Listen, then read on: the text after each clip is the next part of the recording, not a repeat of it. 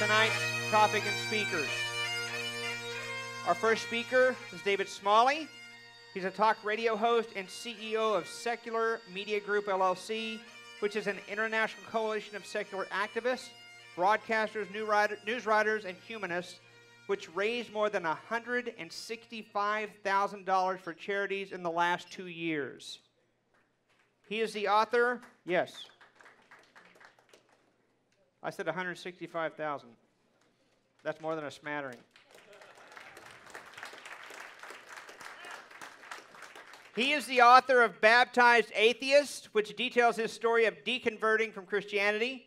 And he's the founder of atheistaudiobooks.com, which has sold more than 22,000 books to educate and entertain the public. He is most well known for hosting the popular live radio show Dogma Debate, which has 5.6 million downloads and is now syndicated on 5 radio stations. It's also featured on iHeartRadio, Spreaker, Stitcher, and iTunes. Speaking tonight to the topic, is the God of the Old Testament a moral monster? Please welcome David Smalley.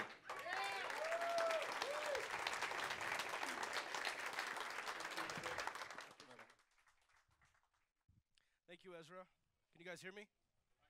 Anything? All right, we got to start all that over, Ezra. Bring it back. Check 1, 2, 3. We got it now? You guys hear me? We good? Fantastic. How is everybody tonight? Good? Fantastic. Let me start my timer. I don't want to go over too much now, because I do plan on going over a little. Now, I'm going to get right to it because I do have a lot of things to cover, but I want to thank everybody for coming out. Thank Ezra for making this happen. And, of course, Matt Slick for agreeing to be my opponent tonight, and, of course, Matt Dillahunty for being here tonight. As I open up for Matt Dillahunty, because we all know the real debate's tomorrow night. I'm not stupid. I know my place here.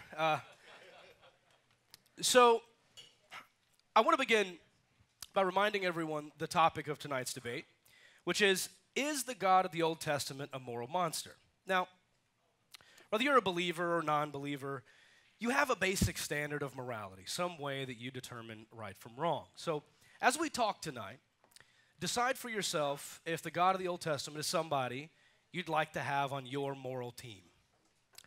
Is God somebody that you would consider the embodiment of compassion and morality? Now, my opponent's probably going to tell you a few things tonight.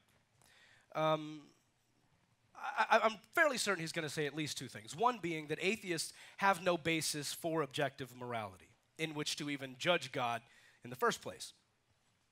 Now, I do have an objective standard by which to judge God, and I'll tell you that in just a moment. But even if I were wrong about that, this may not be as important as he may think it is. For example, if I were to say, bring my daughter up on stage and ask her how to spell a word, and then she gets that wrong, and so I chop her hand off as punishment for getting that wrong, it would be generally understood in this room that that is an immoral thing to do. And as I did it, and you were all horrified at watching me do it, there would be no need for 2 of you to turn to each other and say, wait, you think that's immoral? I do too. Where do you get your morality from? It wouldn't matter at that point because it would be generally accepted that that was an immoral action. So the focus should then be on what are we going to do with David Smalley for committing this horrific action, right? You wouldn't need to debate amongst yourselves. Now, the only reason I'd ever want to challenge your ability to obtain objective morality would be either one, to justify my horrific behavior, or to avoid providing a defense for it at all. Well, the same is true for God's actions. If a person were to get up out of this room and walk the streets tonight, systematically performing the actions of the God of the Old Testament, there's no doubt that person would come across several actions that we would determine as immoral. We would have to judge that as immoral. But if Matt Slick's answer to that is that those actions are moral if God does them, and that atheists can't judge God because we have no objective moral standard, that creates 4 problems. One, that's just special pleading, because if I do it and it's wrong and God does it, then it's okay. That's special pleading. Two, that wouldn't be an objective moral standard because what would apply to me would also apply to God. And it would appear to me to be an attempt to justify horrific behavior without using logic and reasoning. And, of course, that would be avoiding providing an actual defense for God's actions. Another thing you may hear tonight is that atheists can't even know anything, really. We only evolved to survive. We didn't evolve to recognize truth. So as I say, this action was immoral, you might hear, could you be wrong about that? You may have heard that before. And I just want to go ahead and warn you tonight, if you say, could you be wrong about that 3 times, Psi 10 Bruggenkate materializes before your eyes. So let's try to avoid that. So let me just say, yes, as far as I can tell, I could be wrong about the things I say tonight, but so could Matt Slick. And the fact that I could be wrong doesn't mean that I am wrong. And in order for my opponent to show that I'm wrong, he would need to demonstrate some standard that is agreed upon that would show that I'm wrong. So just asserting God as a standard for moral truth doesn't prove his point. It just proves that he's making an assertion. But in the end, however Matt Slick's brain operates, that's how my brain operates and all of ours. So until my opponent completely overturns the entire field of epistemology and demonstrates a path to certainty, we both have that problem. So arguing over who has the ability to obtain absolute certainty is really irrelevant, I think, in tonight's debate. So the only reasonable thing we can do is deal with the reality we experience, not assert some mystical realm of information that only he and a chosen few have access to. So yeah, as far as I can tell, both of us can be pretty sure about stuff. Neither of us can be absolutely certain. But Matt Slick believes he can be absolutely certain, and that he is. Now, I debate for a living. I do a radio show where I debate all the time. I don't mind being attacked. As proof of this, my guest this coming up Wednesday on Dogma Debate is Brian Fisher. I don't mind having a little bit of back and forth and being told that my views are absurd. But in order for Matt Slick to walk out of here victorious tonight, he's going to need to do more than attack atheists. He'll need to defend the actions of the God of the Old Testament and show us how one can look at those actions and say, I'm okay with that. That is a moral action. And then provide sound reasoning as to why that action was moral. And I'm not joking here, I'm honestly excited to hear his defense for God. I do this all the time, and I want to know how Christians rationalize the immoral behaviors of God in the Old Testament. Now, however, I do think it's reasonable that if I'm going to make a moral claim about one's actions, that I provide a summary, at least, of how we obtained morality, how this all even began through evolutionary psychology, and how that accounts for that moral development in humans. Now, this isn't my objective moral standard. I'm not stating that this is the objective moral standard by which I judge God. I'm merely stating that this is how it all started in evolution. How many atheists here have been told you have no basis for morality at all? Several of you. Wonderful. So, well, not wonderful. In fact, I didn't realize so many of you had contact with my mom. So, but it's interesting nonetheless. So, let me just start with this. This is something you could kind of think through on your own. The final arbiter of evolution is not fitness, meaning stronger, faster, will automatically live longer and provide more genetic information. It's not so much fitness as it is the living on and the passing on of the genes within the individual. Okay? So if the genes pass on, evolution really doesn't care if you're comfortable or happy. So it's about passing on the genes of the individual in most cases. However, there's this other concept called kin selection. Now, kin selection is this idea that animals often behave in a way which allows them to protect the kin around them, right? Even if that animal suffers itself. So as an example, white-tailed deer. White-tailed deer are brown, and they tend to live in tall brown grass. But the underside of their tail is bright white. Now, when they see a predator, they flip their tail up to make themselves really noticeable. Now, if this is about the survival of that individual, that is a really stupid thing to do because they're making themselves widely known to the predator. But if that action saves 5 or 6 of its cousins, more of its genetic information is actually being passed on than if only it were to survive. Ground squirrels do the same thing. They yelp out this loud alarm whenever they see a predator, even if the predator didn't see them first. Insects do this all the time. Bees will completely disembowel themselves, dying on the spot, to sting an intruder that's coming into the colony. Some insects are even born sterile because they have no purpose to reproduce. Their only purpose is to be some sort of soldier or something along those lines, and them actually surviving doesn't matter to kin selection. But if they are a soldier, if they protect the ones that do pass on the genetic information, then they've served their purpose as far as evolution is concerned. This is known as biological altruism. And through time, these genes result in creatures doing things like sharing food with one another, gathering for safety, rearing young together. We see elephants do this all the time, sharing parental duties with older sisters and things like that. Building communities together, building relationships. And ultimately, throughout the span of time, throughout evolution, this leads to things like compassion and sympathy, empathy, guilt, and even love. In a book called The Moral Animal, Robert Wright notes that if one ape receives a single gene that allows it to slightly love its offspring more than the other apes, you may not notice that immediately. That's not going to be palatable within a single generation.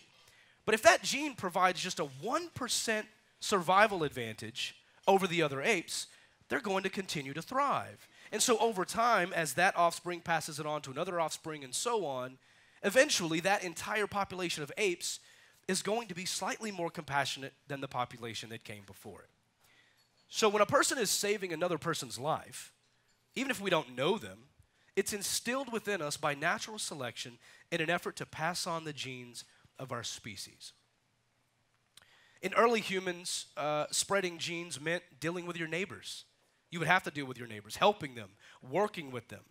And most importantly, having a sense for which behaviors were acceptable by your fellow humans and which behaviors would be considered deplorable. Because if someone was acting in a way that did not help the passing on of the genetic information of everybody around, you were thrown out. Chimpanzees are known for this. If a certain chimp is stealing food and fighting, they get thrown out. And good luck surviving on your own. So we picked up early on that I have to care what you think about my behavior. People say, I don't care what you think. Biology says otherwise. You do have to consider what other people are thinking. George C. Williams says, speaking of early humans, an individual who maximizes his friendships and minimizes his antagonisms will have an evolutionary advantage. Selection will favor those characters that promote optimization of personal relationships. This makes perfect sense when we think about kin selection. Robert Wright says animals, including people, often execute evolutionary logic, not via conscious calculation, but by following their feelings, which can often be what he calls logic executors. So when someone's walking into the department store and their hands are full and you just immediately open the door for them, you didn't stop and go, are these genes I really want to see passed on? You just act on that and you don't even know why you're acting on it. Now we've built upon this as advanced apes like we are with advanced thinking and things like cooperation, working together, maximizing the well-being of others, helping all of humanity instead of just our kin, reducing harm as much as possible for as many human beings as possible. And this is why our morals are so strikingly similar, regardless of our religious views. Whether you think it came from an invisible deity or you accept evolutionary psychology, morality began in the same place. So, what if God were evolving with us? What if God were in our group, a part of our family, or maybe even a leader that we were respecting and looking up to throughout evolution? Let's think about it in those terms for just a moment. Let's begin by noting that in the biblical worldview, every single bad thing that happens, from colds to stub toes to earthquakes, rape, torture, murder, cancer, the Philadelphia Eagles. All of these things, making sure you're still awake, all of these things started because humans broke the first rule God gave us, which was don't seek your own knowledge. Don't go after factual information. Don't lean on your own understanding. And his first solution in his infinite moral wisdom, before we're ever even out of the first book of the Bible, is to literally drown everything that's living on land, innocent or not, except for the few that can fit on a boat. Essentially, if you read the story, he's killing us because he screwed up. He says in there that he repents that he made us. So he made a mistake, he's repenting, and he's killing us to fix his problem. How can we look at that and call it moral? He's supposed to be way brighter than us, and there's no way people in here would do that, even the atheists. I would love to know, I know Matt can't respond to everything I'm saying tonight, but that's one specific thing, Matt, that I would love to know. How can you defend that action as moral? From there, God sends plagues, curses people with diseases, making their bowels fall out of them. As someone with lactose intolerance, that one hits home. That's disturbing. God, it's really disturbing. He gets involved in petty fights. He demands animal sacrifice and even accepts human sacrifice on occasion. Ask Jesus. Christopher Hitchens said, you have to consider yourself, in order to believe this, you have to consider yourself made incurably sick and then ordered on pain of death and eternal torture to be well. This is not morality. 1 Samuel 15:3, God commands Saul to destroy the Amalekites, utterly destroy the Amalekites, including men, women, children, and even nursing infants. How about a moral alternative to this would be, okay, it's wartime, take them as prisoners, but feed them and treat them with a little bit of respect. That sounds like a foreign policy I could probably get behind. Exodus 21, God not only says you can buy and sell slaves, and that human beings can be your property, but that you can sell your daughters into slavery. How about a moral alternative to this would be an 11th commandment, thou shalt not own other human beings. In Exodus 9 through 12, God hardens the heart of the Pharaoh so that he won't let the Jews go. And then his plan to convince the Pharaoh to do so anyway is to slaughter every firstborn male from every family in Egypt. This is a problem you caused. And this is in your infinite wisdom, this is your plan. You're going to slaughter the firstborn males of every family. How about an alternative would be to unharden the heart you hardened in the first place so that innocent firstborns aren't killed? In Deuteronomy 7, God says that when you're fighting with the nations around you, make no treaty with them, don't compromise, completely and utterly destroy them, and show them no mercy. How is this a foreign policy we could get behind if our president said that this is how he wants to operate today? How about a moral alternative to this would be the exact opposite of everything God just said? How about show them a little mercy? How about be compassionate? How about make treaties and compromise with other humans? In Exodus 35:2, this is one of the most peculiar ones I can't wrap my head around. In Exodus 35:2, God says to kill anyone who works on the Sabbath. Okay, we could just compartmentalize that somewhere and say, yeah, God's name is really holy. The Sabbath is a holy day for the Lord. Keep that and stop. I know Matt Slick often says everything he does is to glorify God. So I understand that's pretty important to believers, to glorify God.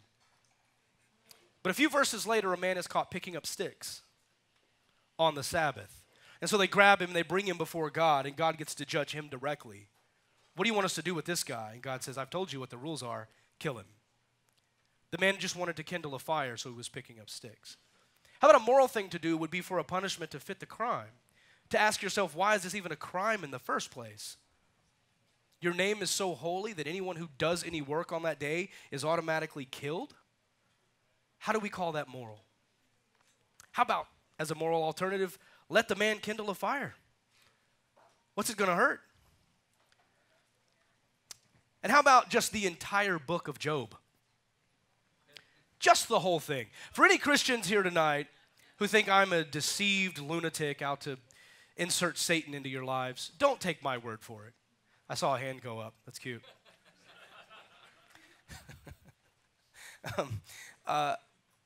Don't take my word for it. Go home tonight. I encourage you to read your Bible. I honestly do. Read the entire book of Job. Now, don't go to CARM and see what Matt wants you to think about the book of Job. Do that later. But read the book of Job for yourself. He literally allows Job, his life to be destroyed, his family to be killed, his livestock wiped out, his home destroyed. A sickness comes upon him with lesions and all sorts of disgusting things, all to win a bet with Satan.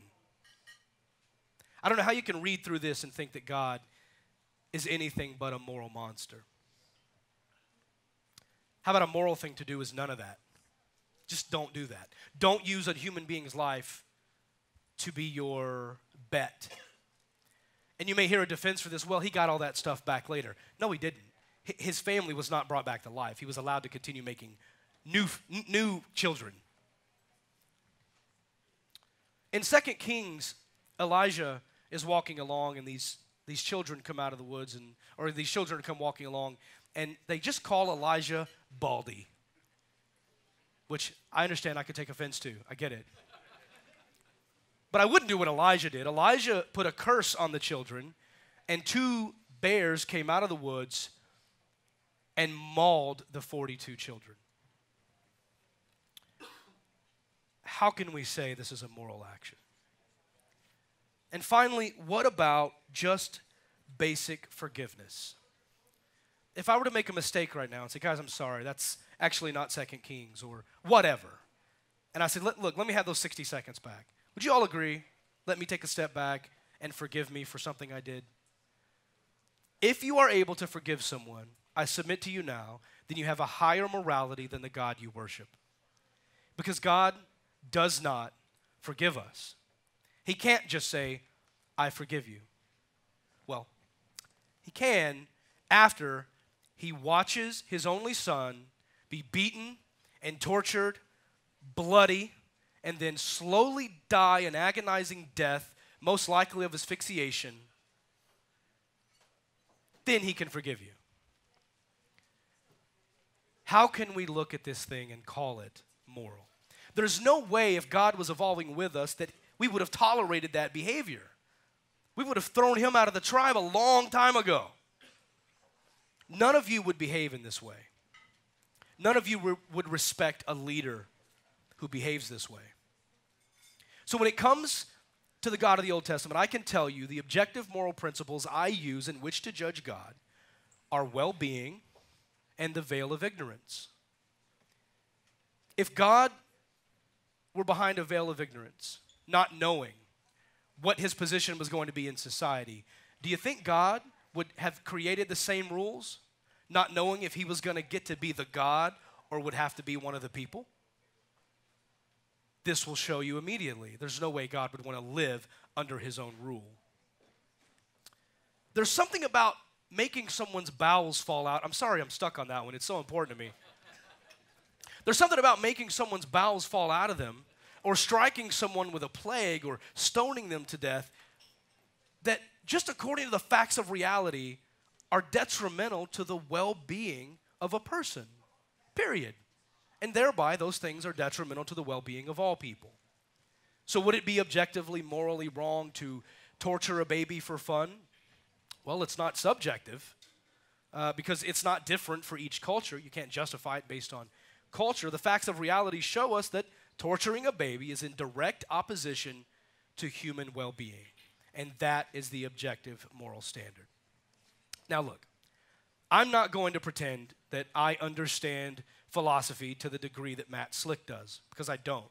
We're not evenly matched when it comes to that. I know my place.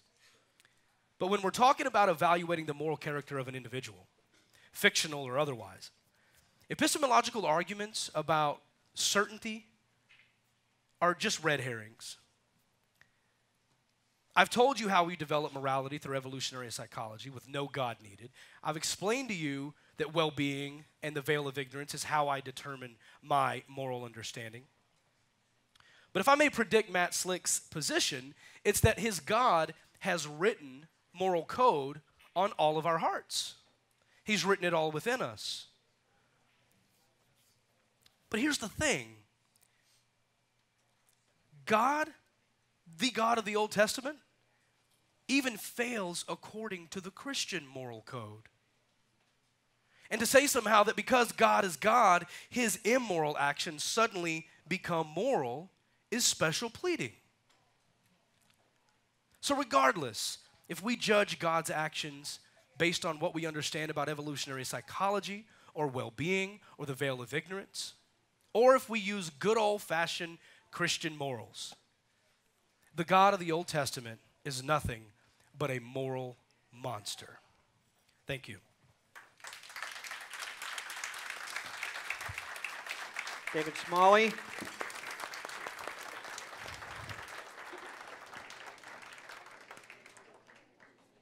Our second speaker is Matt Slick. He's the president and founder of the Christian Apologetics and Research Ministry, CARM. Matt earned his bachelor's in social science from Concordia University, Irvine, California in 1988. He earned his master's of divinity from Westminster Theological Seminary in Escondido, California in 1991. He now resides in Boise, Idaho area with his family. He's ordained, and Matt started CARM in October of 1995 to respond to the many false teachings of the cults on the internet. I have loved this man from a distance since the mid-90s. Yes, whoa. Speaking tonight to is the God of the Old Testament, a moral monster, please welcome Matt Slick.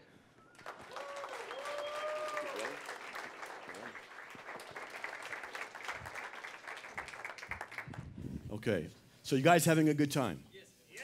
All right, good. I'm glad. You looking forward to this debate? I'm just curious, before I get started, show of hands, how many are atheists? How many are Christians? Yeah! Gang fight in the parking lot afterwards. All right? So, I don't know, except for that one Dave guy. He looks pretty big, so I don't want to mess with him. All right, I'm just checking. Okay, so I'm going to jump right in, all right? First of all, thank you, everybody, for coming. And I just hope that I can present, by God's grace, an adequate presentation of what I hope is a justifiable position of what we've got. Let me just jump in here. Now, look, I don't know if how many of you see me do what I do on either radio or TV and books or whatever. I like to use logic, and I use it against and with Christians, trying to equip them with atheists, with evolutionists, with anybody and everybody I can, because I don't have any fear of logic. I want truth, and truth is a good thing to have. But in order for us to determine whether or not the God of the Old Testament is morally good or bad, there must first be a standard against which judgments can be made. The standard must not be subjective, and it should be universal. Now, let me expand on this. The moral standard cannot be subjective, because subjectivity means that what is true for one person might not be true for another. Therefore, one person's subjective opinion might be that the behavior of God in the Old Testament is perfectly fine, where another, based on his subjective opinion, would disagree. So which is true? And how would you know? In order to determine the answer, each must appeal to a standard outside of himself. After all, subjective moral opinions do not prove that the God of Scripture is moral or immoral. Opinions are not the foundation of logical arguments. Furthermore, the moral standard must be universal, because it must be applicable to all cultures at all times. If it is not, then you can't judge the moral behavior of another culture. So Mr. Smalley can only make a cogent argument about the alleged immorality of the God of the Old Testament if he can present a non-subjective standard that is also universally valid, and then he can use it to compare God to that. If he can't, all his arguments are invalid, and he's just blowing relativistic smoke. So let's just say that all of us go outside. Let's just say, we go out there, not for the gang fight. We just go outside, and we're looking at several telephone poles, and a discussion arises about whether or not different telephone poles are vertical or crooked. One person says one is perfectly vertical, where another says that that one's slightly off, and so on and so forth. How would we determine which ones are really vertical and which ones are not? To do that, we would need a consistent standard with which to compare each one. Otherwise, one person's opinion would be no more valid or invalid than anybody else's. Without a standard, I'm telling you, in this case, without a straight vertical line, we can't ascertain which, if any, of the telephone poles are actually vertical.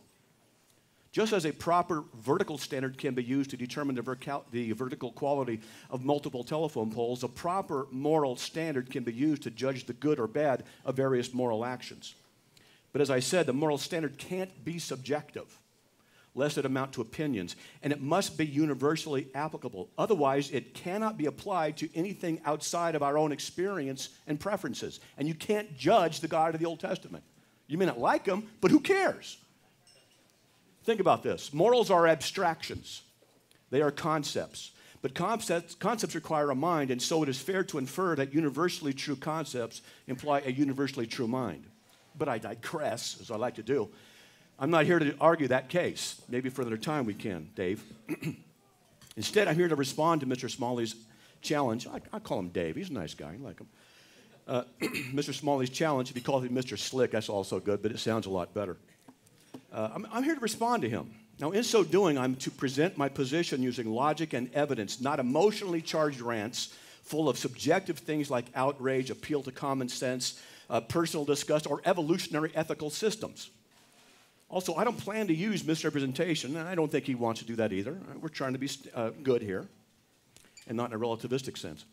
You came to hear, hopefully, a debate based on logic and rationality. Now, have we heard that from Mr. Smalley? Have we heard logic? And if you say you have, I would recommend that you go study logic and study what argumentation is. And I'm dead serious. And if anybody want to come up here and you want to discuss that with me during a break or something like that, we can talk about it. But logic is critically important. Now, sure, he's offered a case, but is this case sound and valid? And if you don't know what those terms mean in the issue of logical discussion and proofs, then you don't know logic. Evolutionary ethics is problematic because it does not do anything other than beg the question by saying that a particular behavior leads to an evolutionary advantage and that is somehow morally good. That isn't ethics. It's an issue of evolutionary survivability, which Dave says, or he's used as a basis of moral development. If rape, however, among primates forces one person to receive the DNA of another, and then genetic information is passed on and progeny are developed, then by that logic, rape is okay. If the development of genes and survivability is all that evolutionary ethics is really about, then you cannot really rationally decry the issue of rape. We can in a Christian worldview, but not in an evolutionary one. Has he presented non-subjective, universally true moral standards by which we can pronounce absolute moral judgments? Do you want absolute judgments, or do you want moral opinions? You want me to say red's better than green or green's better than blue, and we're going to argue about it? It's irrelevant. This issue is about morality and about truth. It's not about opinions, not my opinions and not his opinions. In his book, Baptized Atheist, in chapter 3, Mr. Smalley tells us something that is extremely important in this debate.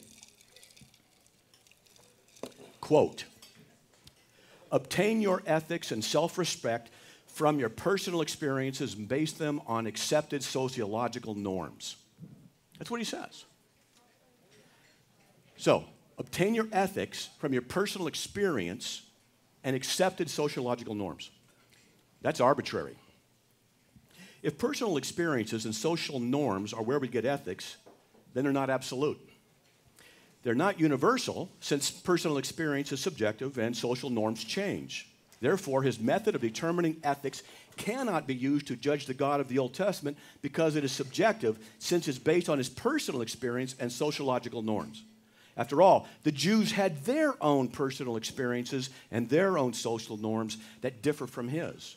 Why don't they have the same right to condemn our society for its moral failures? Who is Mr. Smalley to say that they are wrong, or that the behavior of God in the Old Testament described by them is wrong. He's inconsistent because he says to develop your own ethics from experience and social norms, and then denies the Jews of the Old Testament the right to do the very same thing. He condemns them instead. He's inconsistent. Now, in that same book, Baptized Atheist, in that same chapter, Mr. Smalley recounted a discussion, sorry about that, he had with a professor of theology. The professor asked him, quote, "Do you believe in absolute morality?" Close quote. Mr. Smalley said, and he said he was 19 when he said this, and I'm serious, when I read that, I went, right on, man, right on. Smart, good stuff.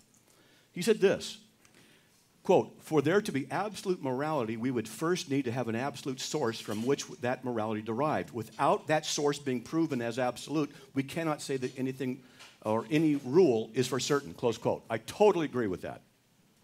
All right, so there you have it. Mr. Smalley says we must have an absolute moral standard in order for any moral rule to be certain.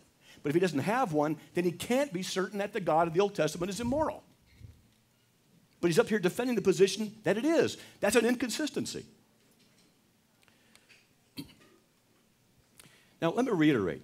On the one hand, he has said to be morally certain, you need an absolute source. Yet on the other hand, he said, quote, "Obtain your ethics and self-respect from your personal experiences and base them on accepted sociological norms." Now, logically speaking, his position is a mess. He doesn't have all his paws in the litter box. Sorry, Dave, but that's the case. Logically speaking, you're not with it. No disrespect meant. But this is an issue of logic and reason, not of opinion, not of emotional rants, which I risk offending some atheists here. But in my many years of discussing things with atheists, very often I find emotionally based reasons, and sometimes justifiably so, because they've been wronged. And I grant that. But some Christians have been real idiots, real morons. But that's not the basis of truth. We don't want to react emotionally. We want to use logic. We want to think.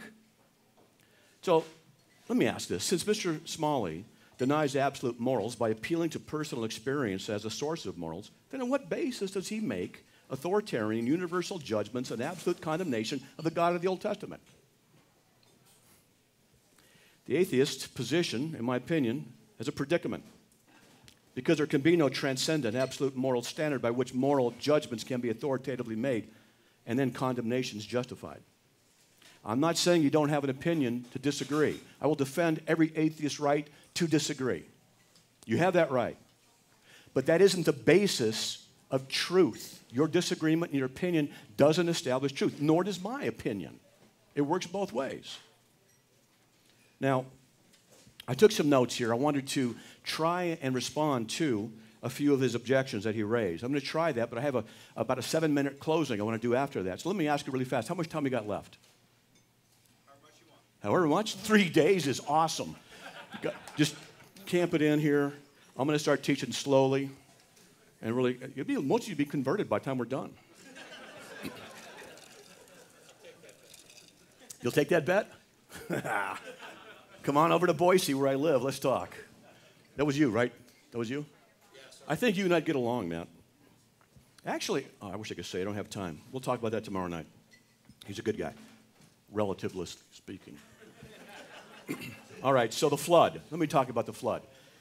Now, I'm going to have to speak quickly. I can't address everything he said. I'm only going to try and give a cursory understanding of some of the issues. If you were to go to Genesis chapter 6, you'll see that what is being described there is that people there were evil. Every thought, every intention was wicked. They were doing very bad things. They were into all kinds of bestiality. They were into rapes. They were into things. But it says every intention of their heart was constantly wicked.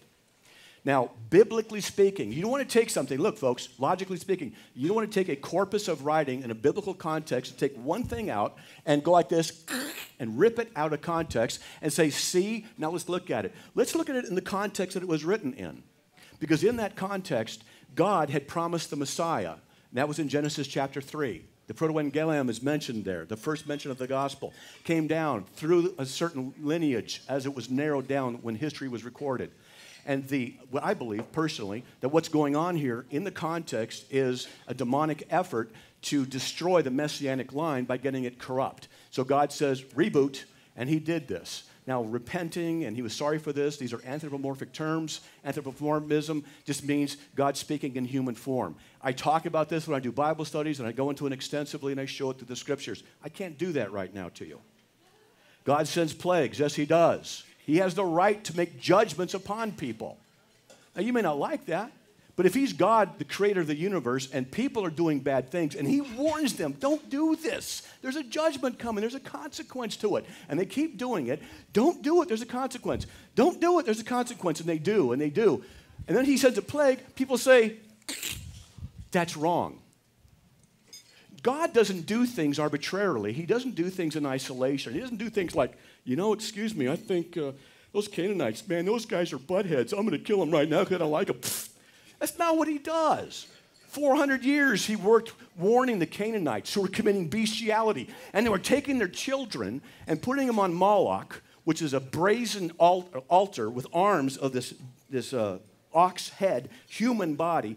And the belly was open. They'd put coals in there and heat this thing up until it was glowing red. They'd take their babies and put them on those arms. And they would sacrifice their children. They killed the babies. It's like an ancient form of abortion.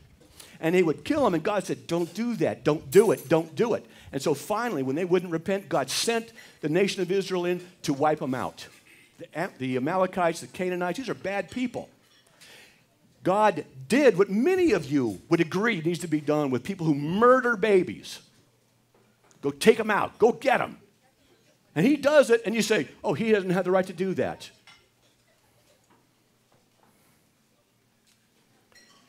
Let's see. Buying and selling slaves. So, Dave, I don't know where you are. Did you read Copeland's book? I heard you were. Did you read the stuff on slavery? All right. Then he should know that the issues of slavery are not chattel slavery, and that it was more or less, what was going on was indentured servitude. Think of, there's different kinds of slavery, but think of sports, I don't watch sports, please excuse me when I really butcher this, a sports guy whose contract is sold to somebody else and he has to go. I'm serious, I don't watch any sports. And so then, I watch sci-fi, that's more important. And so, it is. I judge all things by sci-fi and scripture. It's kind of an interesting balance. Doesn't always work, but at any rate. So, it's the contract of his ability that is being transferred.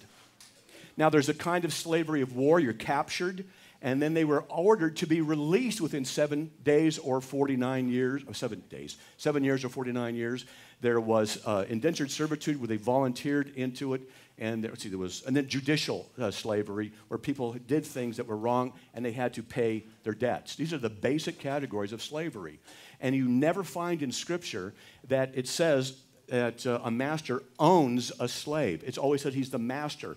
Ownership is always referred to of animals and property, and it's never used in the Bible of people in the context of what we call slavery, which is a very interesting word, which has a lot of different usages and meanings, and has what we call a semantic domain. But unfortunately, and I got to say this, I say this on my radio show, that atheists very often don't do their homework. I have to help them do their homework when they should be doing the homework. I'm required to know what they teach and what others teach so that I can represent them accurately and deal with it. And then what they do is they don't look at the whole thing, take one thing out, and they say, look at it. And I say, do you know the context? Yeah, I know the context. What's the context? I don't know. This is what happens all the time. I'm asking the atheists to do their thinking and to do their studying, not with emotionally laid principles, not with things I was wronged once by a Christian. I've been wronged by Christians. I've been wronged by atheists. I've been wronged by my parents. I've been wronged by my wife. Don't let her know I said that. That's out. That's in public. I'm in trouble. So, hon, I love you. Just because someone wronged us doesn't justify us to be able to have an emotional decision to reject. It's not what you want to do. Book of Job, it's not about how good Job is. It's an issue between God, his greatness, and Satan. The behind the scenes issue is about what's going on there. That's what's going on. Because God says, look at this guy. Look how good he is. Look at this. Oh, yeah, he's really not that good. Oh, you think so? It's between them and the spiritual realm. And I can go into a Bible study about the spiritual realm. And trust me, I could teach about it. I've been there. I've seen it. I know what it is before I became a Christian. I was mixed up with some pretty bad stuff. It's real. So you've got to understand the cultural context, the biblical context of what's going on. 2 bears killed and the 42 lads, you should know that one from in there. Because they were a gang of young men who shouldn't be out there doing what they're doing, insulting the prophet of God, saying, go up, you old bald head, because the previous prophet had died and went to heaven or disappeared. They were saying, we want you dead. The 2 bears were used by God to execute them because they were trying to destroy, most probably idiomatically, insult the prophet and wish his own death. Now, this is all what happens, rip out of context. I talk to cults all the time, people in cults, Mormonism, Jehovah's Witnesses. I talk to various groups on cults, and I can teach on them. And they'll quote me a verse, and I'll say, did you hear that? And they go, what? Oh, nothing. And we'll talk. They'll quote another verse. Did you hear that? They say, what? I said, nothing. Like a verse being ripped out of context. You didn't hear that? And, of course, we don't like that. But that's often the case. Because what we do is we find what we want in a snippet, a soundbite, and then we isolate that and say that represents the whole. That's called the fallacy of composition, which is the engine of the car is blue, therefore the car is blue. That's called the fallacy of composition. God does something I don't like here, don't know the context, God is bad. It's a logical fallacy, should never be presented. Now, how much time we got? 5 minutes? Oh, brother. The sacrifice of Christ.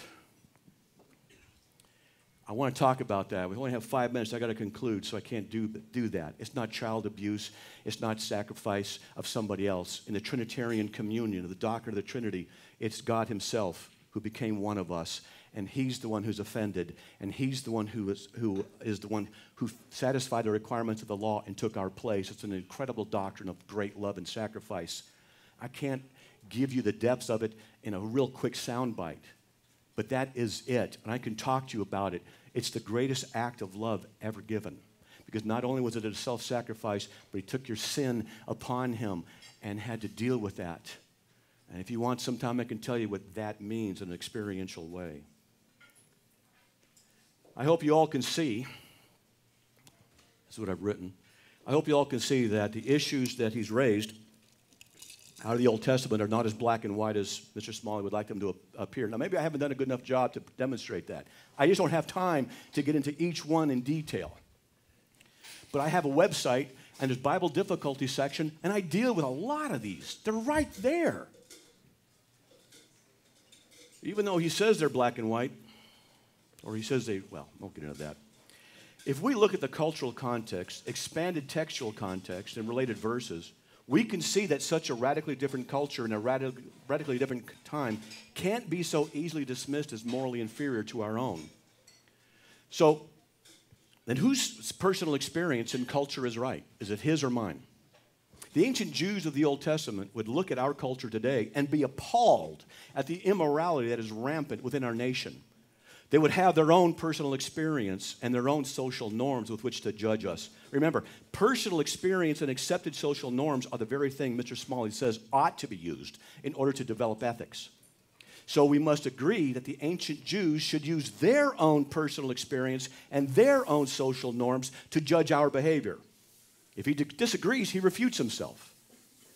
Nevertheless, the ancient Jews would condemn the rise of sexual promiscuity so rampant in our culture. They would see America's widespread drug use as proof of our debauchery. The prevalence of adultery and divorce would be a demonstration of our moral failure. The rise of gangs, governmental corruption, and environmental disasters wouldn't help our case either, nor would our video games that turn killing and theft into entertainment for our impressionable youth. They would be appalled by the prevalence of pornography and the rise of pedophilia.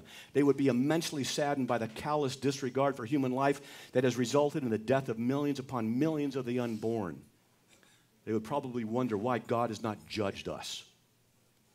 They would say, America, is it a moral monster?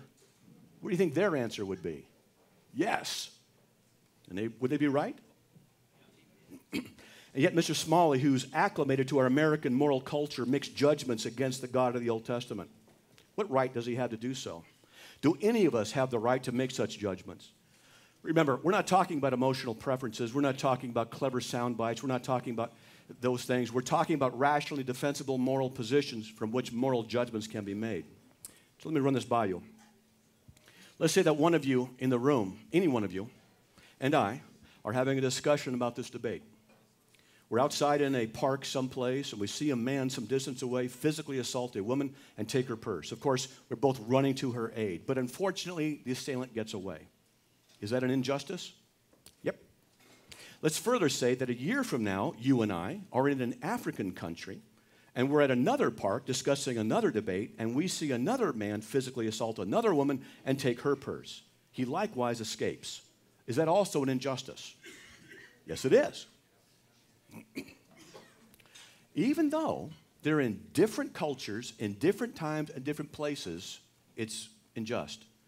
Now, should that person in the other culture be judged and punished according to our cultural norms? Or are you appealing to something universal? It's wrong. Why? Because it's wrong. Or should he be punished according to what is right, irrespective of what culture he's in?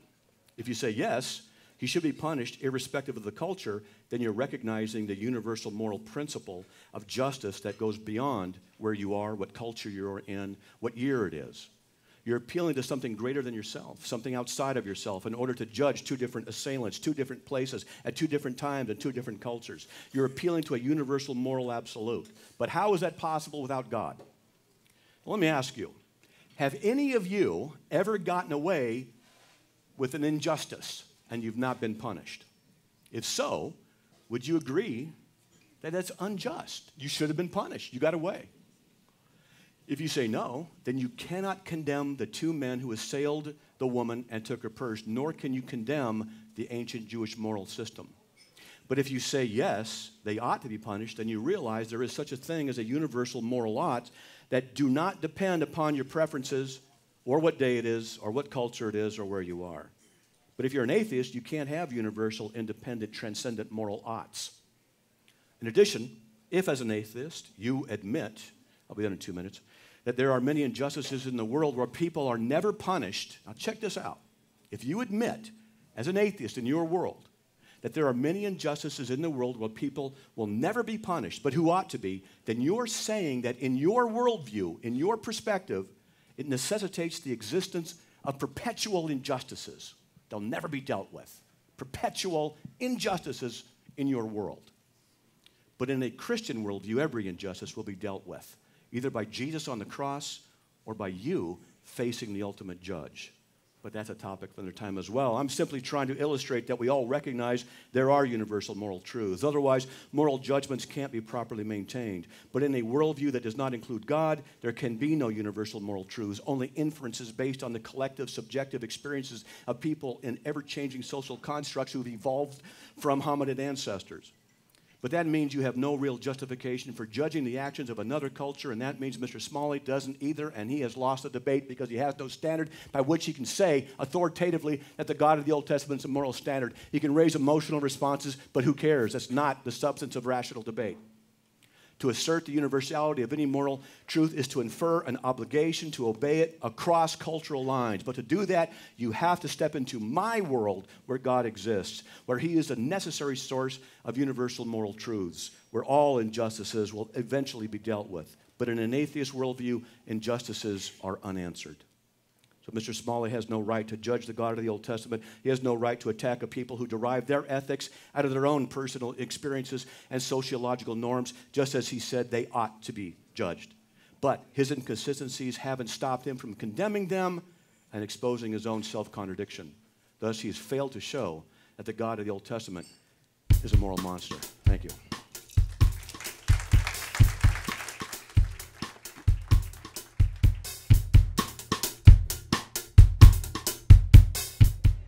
We will start now with cross-examination. Each speaker will be given 15 minutes to cross-examine the other. I will announce when there are 5 minutes left and 2 minutes left. We will start cross-examination with Mr. Smalley. All right. So I've only got 15 minutes, so I'm going to get right to it. No Googling. I'm going to ask you questions here. Airplane mode. Airplane mode. Just messing with you. Okay. I'd go to CARM anyway. That's good. All right, stop wasting my time. So let me just ask you this. If I plugged your ears so that you couldn't hear me. What? And then I asked you questions. And then because you couldn't, and then I asked you, what did I say? And you couldn't tell me. And then as punishment for that, I killed your child. Would you say that that's objectively morally wrong? Well, the question has problems with it because you haven't established any objective standard from your worldview. No, from you, from your worldview. From my worldview. Is it objectively morally wrong if I plug your ears, ask you what I said, and then kill your child for you not being able to answer? Yeah, in my worldview, that question wouldn't exist.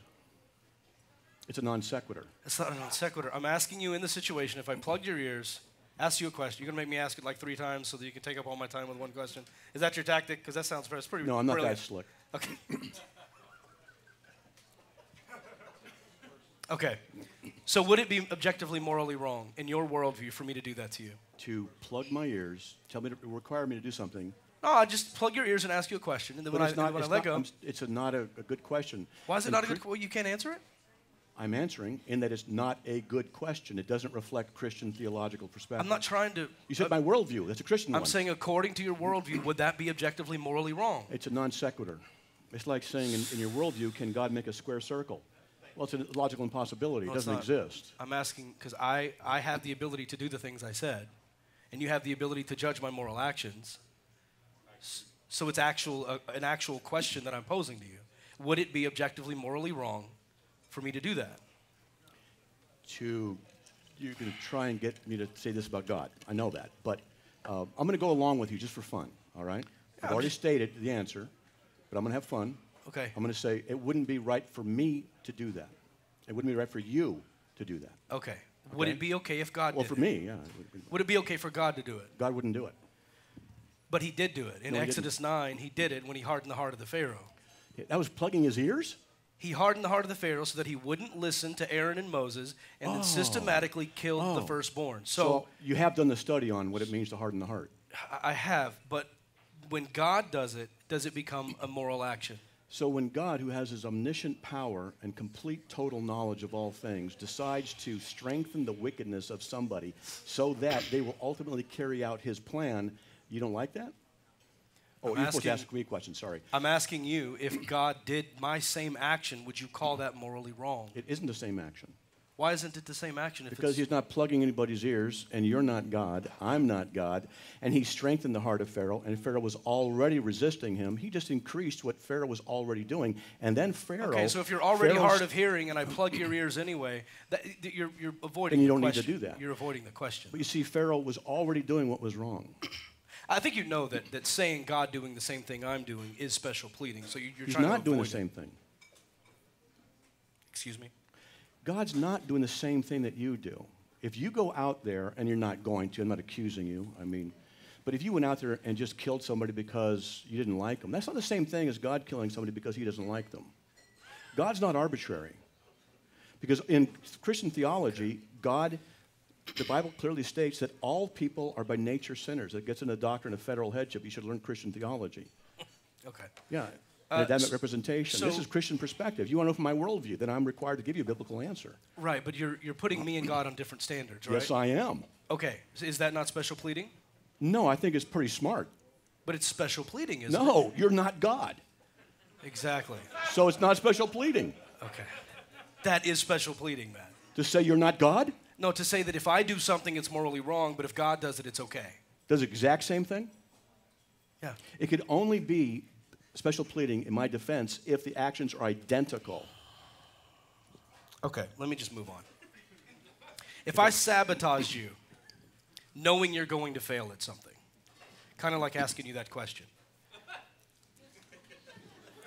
but then I did it anyway, would that be considered immoral?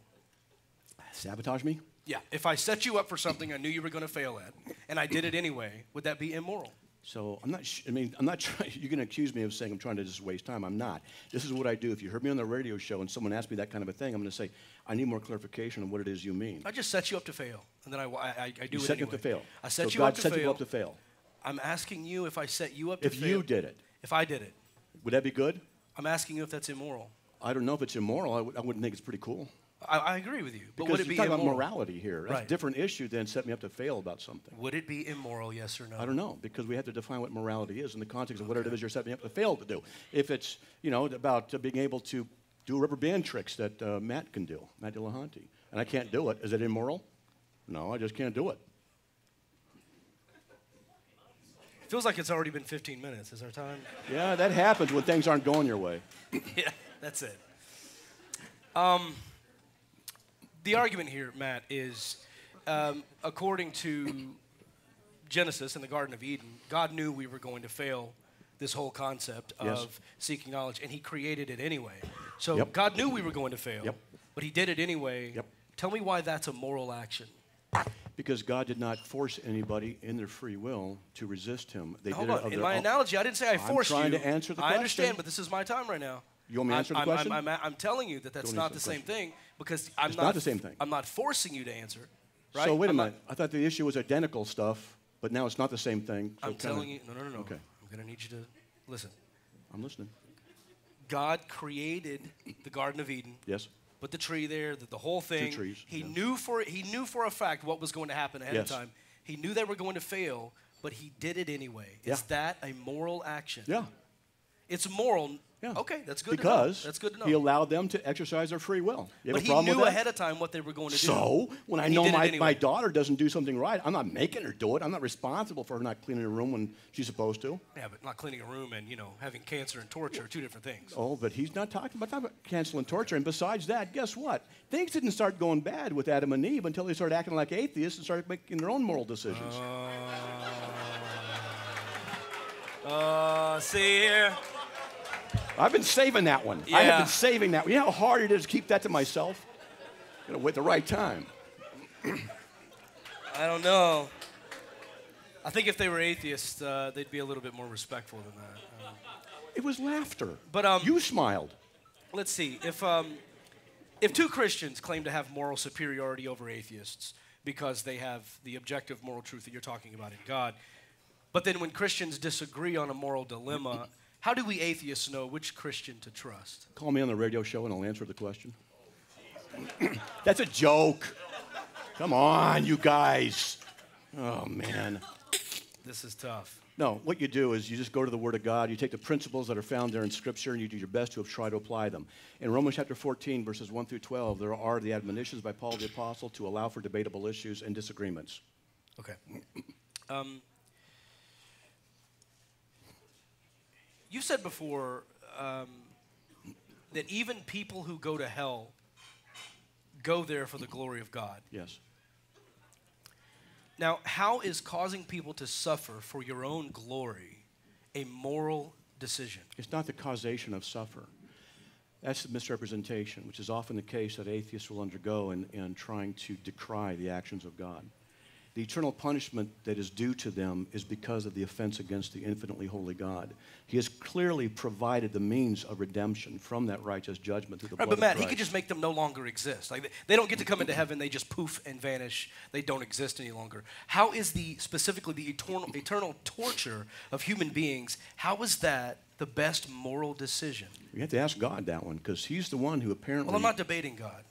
I want to know your opinions on this. My opinion? My opinion is this, that if I were to slap you, which I'm not going to do, if I slapped you upside the head, you might say, what was that for? If I slap Obama upside the head, it's a federal offense, I go to jail. If I, so to speak, go up the infinite chain of command to Matt, God... that's only different you asked me a because of a question, law. you want me to finish it? That's only difference because of a law. That's not a moral wrong. It's not more morally wrong to slap Obama than it is. I was to answering. You want the answer or not? Well, I want the answer to make sense, though, so I'm Well, trying to guide it you. doesn't make sense if I don't complete it. No, but it's a law. The only reason slapping Obama comes with a bigger punishment is because of a law, not a moral decision. Let's see. Let me ask you. Well, I can't also ask you. You're supposed to ask me. you ask But me it's next. difficult to make sense of something if I'm not allowed to complete my thought Okay. that I've been asked to give an answer for. Okay. So, what standard of morality? What like that. standard? What Wham, standard wham. of morality? Sorry. Talk to me. Talk to me. I'm This running is out your of time. guys. No, they're not. It was the atheist who did that. Oh, okay. I'm sorry on his behalf. Thank you. 5 minutes. Oh, 5 minutes. See what you did? Okay. I'm slick. All right. Briefly, What standard of morality do you use to determine that God's morality is good? I don't. It's a non sequitur. So your strategy is to just not answer the questions? You see, in logic, if the question doesn't relate to the facts, then the question's a non sequitur in relation to Well, it. do It you doesn't believe God's logically morality is follow. good?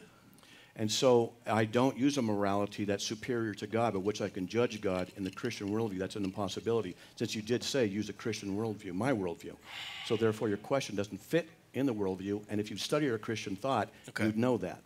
Okay. Yeah, I'm clear on that, Matt. I can give you Bible studies to help you understand this stuff better if you want. I know. Okay, since I'm out of time here, let me just do, I'm going to skip to this. If you and I were on a plane together, we're at 40,000 feet, both pilots pass out. Do you know how to fly a plane? Nope. I don't either. I can fake it. Somebody has to land the plane, okay? A flight attendant stands up and says, look, I'm in flight school. I've passed several tests. Here are my certifications, shows the credentials. I'm trained nearly much as the pilots. In fact, I've actually landed the simulator for this plane. I've just never flown this particular plane before. So she says, I'm fairly confident I can land the plane. You and I aren't. Which of the three of us should land that plane? She. The flight attendant, absolutely. Well, I believe this demonstrates that absolute certainty isn't necessary for something to be the best decision. Are you she's absolutely certain? She's not a certified.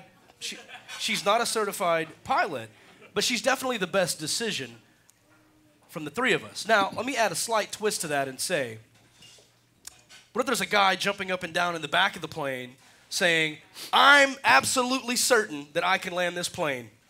I can do it, but he doesn't provide credentials. He doesn't have any facts to back it up. He just claims that he can, and he says, and you know what? In fact, the guy who taught me how to land planes has actually crashed 11 of them. Are we going to let him within 20 feet of that cockpit? Probably not, unless he's bigger than us. Okay, no, I agree with you. And so in that whole little situation there, I think you can see that someone not having absolute certainty or someone not having some objective standard doesn't necessarily mean we should discount them. They could still have the best decision. Well, when that happens, we're on the plane, then we can, I'm with you. Okay. Yeah, Here's that the works. thing. Here's the thing, Matt. What? You're the guy at the back of the plane. I am? You're jumping up and down, screaming, claiming that you have absolute certainty that you can't demonstrate, and you just want us to trust your word for it. I never said that. I never said trust my word. 2 minutes. You're the one obligated to prove that the God of the Old Testament's a moral monster. Without an objective, transcendent standard, you can't do it. Well, that's another thing, Matt.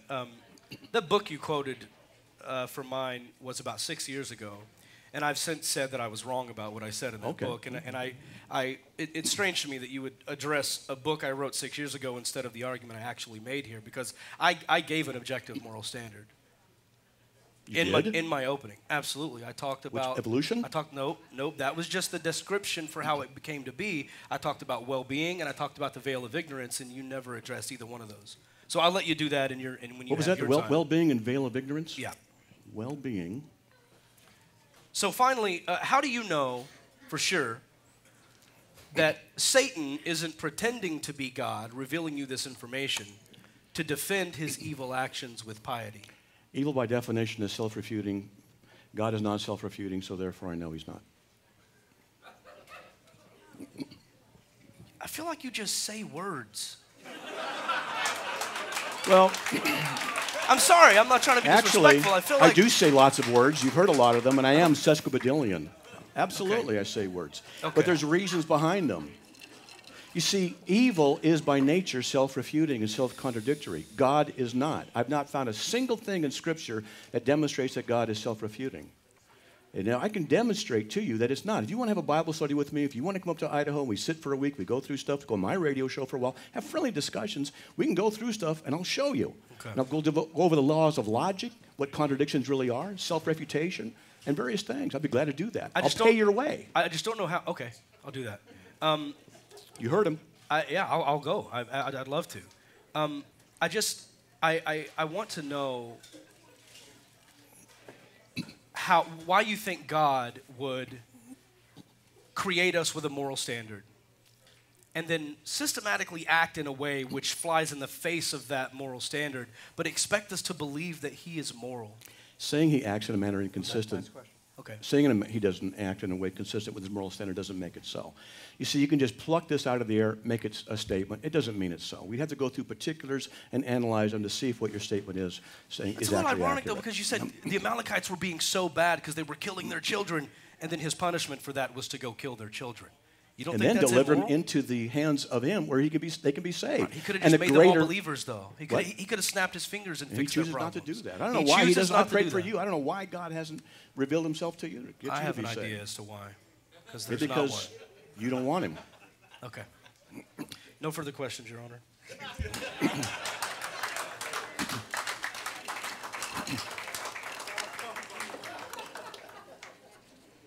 You guys enjoying this? Yeah, we now transition to the 15 longest minutes of David Smalley's life. It's a good thing we have an impartial moderator. Yeah. Okay, let me ask you. Okay, ready? I'm ready. We're on? Okay, your book, Baptized Atheist. Yeah. All right. So do you affirm or not affirm that you obtain your ethics and self-respect from your personal experiences, base them on accepted social norms? Do you retract that or not? I retract that. I don't. I think that a lot of people do, but I don't think that's where I get mine any longer. Okay. Then very quickly, where do you get your ethics from? I explained in the opening that it's based on well-being, and you can approach each situation looking at it through the veil of ignorance. So, in other words, your ethics are based on well-being. The facts of reality that show us well-being, not my own interpretation of what I think is best for me. So is well-being subjective or not subjective? It's not subjective. Really? I'm talking about basic well-being. What is basic well-being? Well, the argument you go to a lot, I've heard you mention tonight, torturing a child for fun, that the facts of reality show us that torturing a child is not conducive to the well-being of that child. So you're begging the question. You're saying well-being is a standard of goodness. Why? Because it's well-being. It's a so-called circular argument. So you just say well-being is the right standard to go to. In other words, reduction of harm is basic. It's another way of saying it, well-being. So all you're doing is saying well-being is the standard we're going to go by. Well, how do you know it's the right one? Because it's what people want. Because that's what the end of it is. I never said that's what people want. It's not not about what an individual... They don't want to be well-being? It's not about what an individual wants. It's about the facts of reality that are outside of a person's opinion. So it's not about what individuals want, so it's not subjective. Right. So then what you want isn't the issue about well-being as far as ethics goes. Right, exactly. Then why did you say it is? When did I say that? You said that's how you get your ethics, by well-being. That's subjective. It's out of your own personal preference. I didn't say it was subjective. You're conflating my It old is. argument that I've said was wrong. And No, my new I'm going with your argument. new one. I'm not even going there. Look, I got this right here. Well-being. Well-being. I can see This that you is- can spell it. I'm proud of you. I don't know why you're... It's right there. That's Okay, good. what's the point? Well-being. What's the point? So how do you know that's the right standard? It's for me. What I'm trying to get across to you is that I know I said for me. Yeah, that's right. Penalty, I'm writing it down. shouldn't have said For that. me. What I'm trying to explain to you, because it's in my head, what I'm trying to explain is that the fact of reality. If I were to, cut a baby's throat, and you go, oh well, if you want to, no, it's not about what I want. I know that harming that child is an objective fact. That child is going to be harmed. And it's not conducive to that child's well-being in order to do that. And I don't need a God to tell me not to harm a baby. Now you're just confirming what Romans 1 says, the law of God written on the heart of every man. You see, the thing is, you're not able to justify that. Now, you brought up the issue of the torturing babies thing, which is I'm kind of known for. There's a statement. Statements are either true or false, okay? You are sitting there, true. I'm a girl, not true. So there's a statement I make. It is always wrong for anyone to torture babies to death merely for their personal pleasure. Is a statement true or false? It's true. So then you're actually saying there's a universal moral absolute that everybody ought to obey. It's always wrong for everyone to torture babies to death merely for their personal pleasure. So you say if it's true, then what you're saying is always wrong for everyone. There's a universal moral absolute that they ought to obey. That's what you're saying. Yes, based on the well-being of that child. Oh, so based on the well-being of the child. Right. But that's not the issue. See, it's always wrong for everyone to do this for their personal pleasure. It's not the issue of the well-being of the child. But the focus of the statements is on the motivation, purely for the personal pleasure. That doesn't change my answer. Well, that's unfortunate because it demonstrates you can't answer the statement. Because the statement itself demonstrates that there's a universal moral absolute, which you agree is true, which you can't have in your atheistic worldview. Why can't I have that? Because there aren't any transcendent minds and transcendent absolutes. I'm the one asking the questions, incidentally. What does that matter? It matters a lot because you're the one affirming that there are universal moral absolutes. And it's not an issue of the harm of the baby. It's for the issue of merely for one's or for a person's personal pleasure. That's the subject. That's always wrong, for their personal pleasure to do that. So you agree there's a universal moral absolute. How do you justify that in your worldview? And if you appeal to the well-being of the baby, that's not the issue of the topic. That's the standard I use by which to judge is the well-being. Okay. So well-being. All right. So let me ask you a question, which I don't think you were able to answer the question, but we'll move on. Let's just say, so the well-being of a child. So a woman who's in a coma, absolutely just comatose. She's barely alive. I don't know what that means medically. Okay, please excuse me if you know about this stuff. And there's a man who thinks she's pretty hot, and he rapes her. She's not harmed physically. She's not harmed mentally. She's not harmed spiritually. She's not harmed emotionally. Is that wrong? Absolutely, it is wrong, yes. But there's no effect on her well-being. Sure there is. How's that? Well, as a secular humanist, I put a lot of stock in bodily autonomy and someone having rights over their own body and their own personhood. So that would be a violation of her personhood, whether she wanted it to happen or not. That's a violation of her personhood. That's a different issue than well-being, which you've not defined what that means. Well, it wouldn't be good for her for that to happen. I think it's pretty... Why not in an atheist worldview? And if she gets pregnant and has a baby, she's just passing on the genetic information, and he did what was necessary because it was evolutionary properly. Okay, if you decry that, then you decry your own evolutionary system. No, wrong. Matt, absolutely. There's a clear difference between me describing kin selection to say this is where it started versus what we've been able to build upon that as advanced apes. Well, that's just called argumentum ad populum. And what that means is that the majority of the people will hold to this, and this is why we're going to say this. Your standard isn't objective other than to say it rests in societal norms. But what you are doing is saying that you have the right to judge other cultures. But you haven't established any system. When I ask you, based on what you said here, on the well-being, then you changed and you moved the goalpost. I said, based on the well-being of this issue. That's what I asked you. You didn't answer the question. In your worldview, if it's based on well-being, if she's raped, and there is no harm, there's no decrease in her well-being, on that basis and in that question, is it wrong? It is still wrong. Okay. Because of bodily autonomy and her own body being violated. Okay. So is well-being affected? I would say so, yes. Someone being violated when they're in a coma, there's no effect to her well-being. Well, there's also a lot of potential effects. The man could have diseases. There could be all sorts of things. So then well-being in itself isn't the right criteria, is it? It's one of the criteria. One of the criteria. Yeah, it's the major one. So then your ethics, they evolved based on the question that you're asked and the corner you're in. Well, what I can tell you is I said in my opening, which I don't know if you were listening, but I was taking copious notes. It was well-being along with the veil of ignorance. So the veil of ignorance. I did miss that one. Someone was talking next to me. What do you mean by that? Please, really quickly. You're familiar with John Rawls' veil of ignorance? Let's not go there because we'll waste time. I mean, I asked, but let's just go on. So the veil of ignorance is essentially we put a veil up. You don't know which person you're going to be in the situation, and you have to determine fairness, right? So you want to get 4 kids to divide up a cake evenly. Or fairly.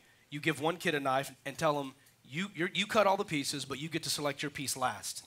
That's the way for you to determine that the pieces are going to be pretty even because he doesn't want to get screwed in this whole deal. So you put up the veil of ignorance over the Old Testament and don't tell God, you're either going to be God or you're going to be the people. Would he want things to be the way they were? And the same analogy works in the rape situation. You put up the veil of ignorance and say, look, you're either going to be the person in the coma being raped or you're going to be the rapist. So in other words, you move the goalposts. I just went with what you said. Yes, it's using the veil of ignorance as a mechanism to determine ethical situations. You said by the standard of harm or the standard of well-being that you want to redefine your standard. Well, I said that that's the standard, but the mechanism is the veil of ignorance, which I just described. All right. So, Does he get a half hour? How long have we been going? Wow. 6 minutes? It's really rough, huh? Whoa, this is tough. This is tough. Yes, it is. So you believe then that the consequences of the action will determine the moral truth of it? I'm just asking you. Is that Absolutely correct? not. I'm not a consequentialist. Okay, good. I'm just verifying. So you're not a consequentialist. Right. Okay. So what is the standard of morality then? It's the well-being Well-being. with the veil of ignorance. With the veil mechanism. of ignorance. Okay, so it's been altered. Okay, that's all right. All right. So well-being, and that's not subjective. No. Not subjective at all? No.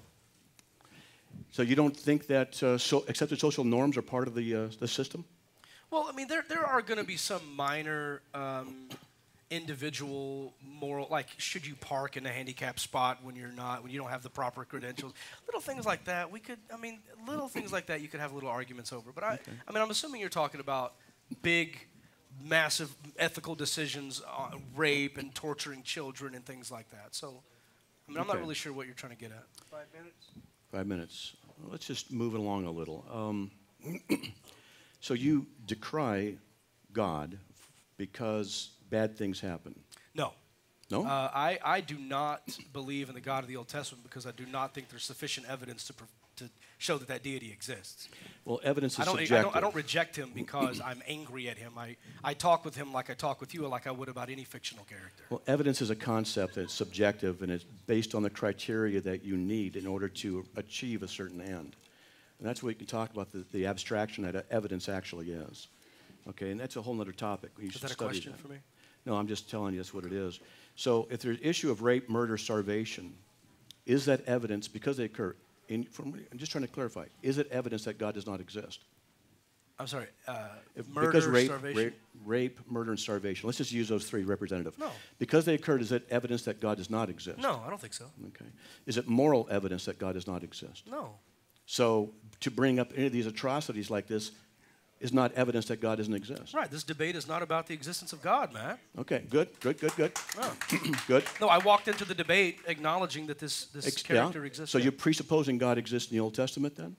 For the purpose of this debate, I'm talking to you like I would talk The about God of any the Old fictional Testament. All right. character. So the We God could of have the a Old debate Testament. about I got you. Voldemort or I Peter got you. Pan or I got anything you. else. I got you. So the God of the Old Testament, as you would say, has allowed various atrocities to occur, right? In the story of the Bible, yes. Yes. And you have used those as evidence why he cannot be true.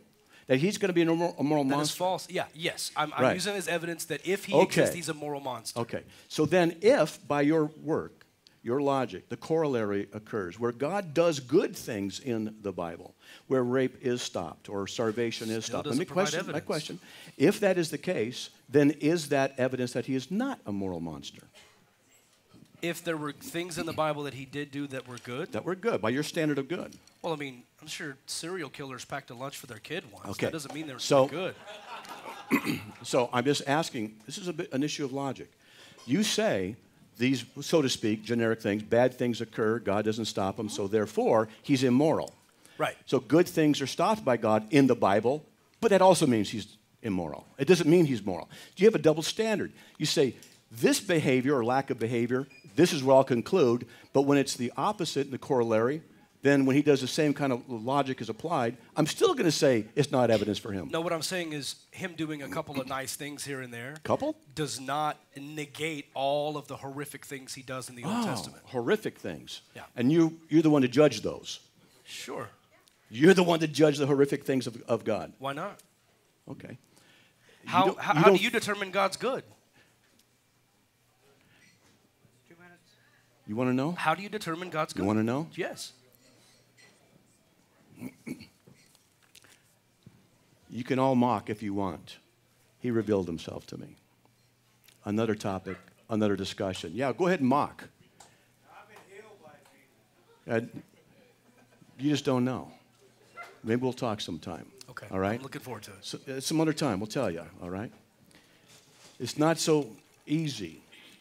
When you're in the presence of incredible holiness, you know he's holy. You know he's right. Could you be wrong You about know. that? No. Absolutely no. There's absolutely no way. If what happened to me happened to you, I guarantee you, you'd be sitting here. Absolutely. There's no ifs, ands, or buts about it.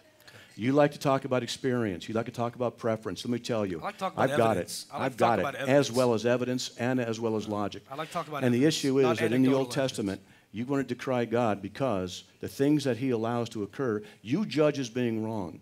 And when he does bad things, you don't give him the benefit of the doubt, so to speak. Your standard's a double one. You'll only look at what you want and what you're hoping for. You want to find that God is bad because he doesn't do what you want him to do. And then when he doesn't do, or he does do what you think is good, you still don't give him the glory or the credit. The issue is not here with the facts. The issue is with the heart. Okay, is this a question? Because I feel like I'm in the principles. No, I'm a preacher. Okay. All right? And that way, it's easier for you. You don't have to be examined so much. Is he out of time? Are we out of time?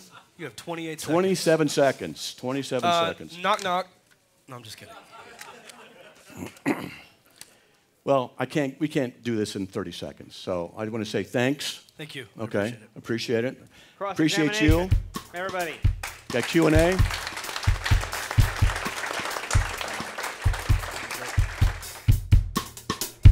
The instructions for Q&A are very simple.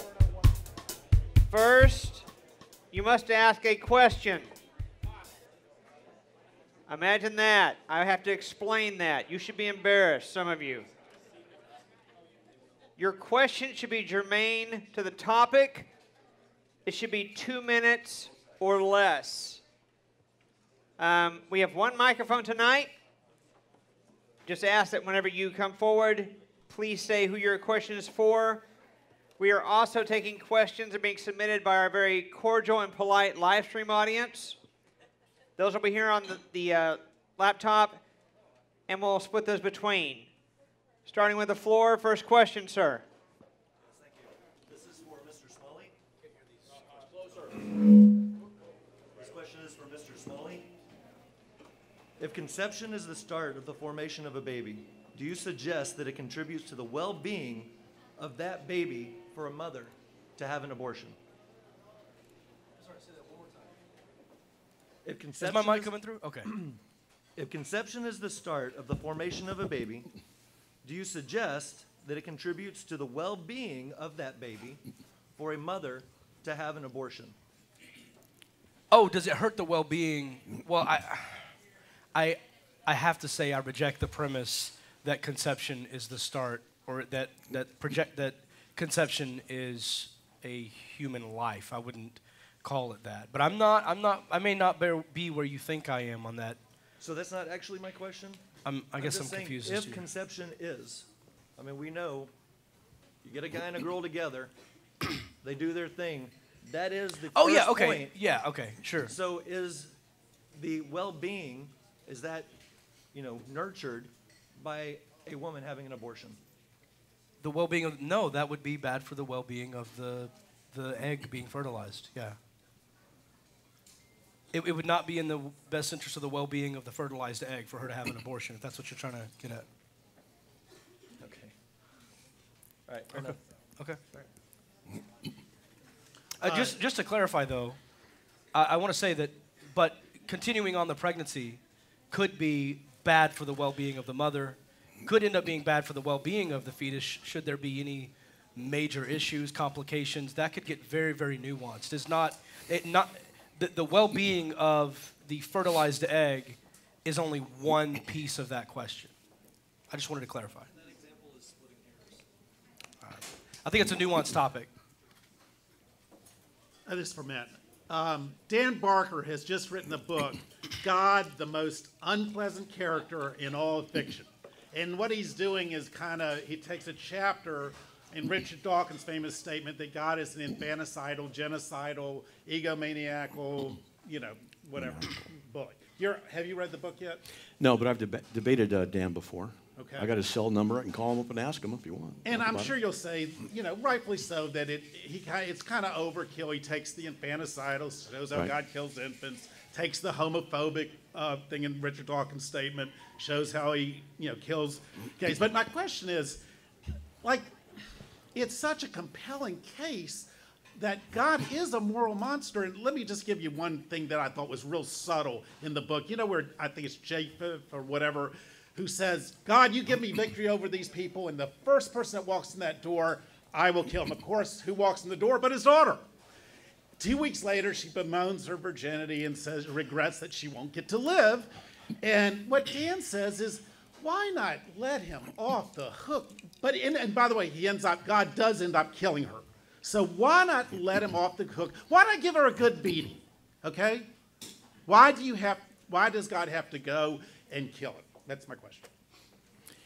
Well, the answer has to do with the issue of propriety before God, holiness before God, and your word before God. And though I haven't studied the text in a while, generically speaking, he had an obligation to God. But don't make the mistake of saying that which is descriptive is also prescriptive. God certainly allows certain things to happen, and he requires people to do things. But he doesn't prescribe such things. So you want to make the mistake of thinking that because it's recorded, that's what God then approves of and desires in that context. Does that make sense to you?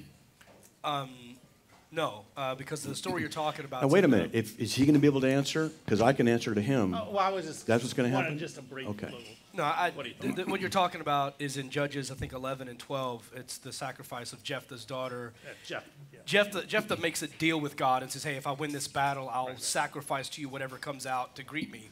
Like his goldfish is going to come hopping out or something. He knew who it was going to be, and he sacrifices his daughter to God.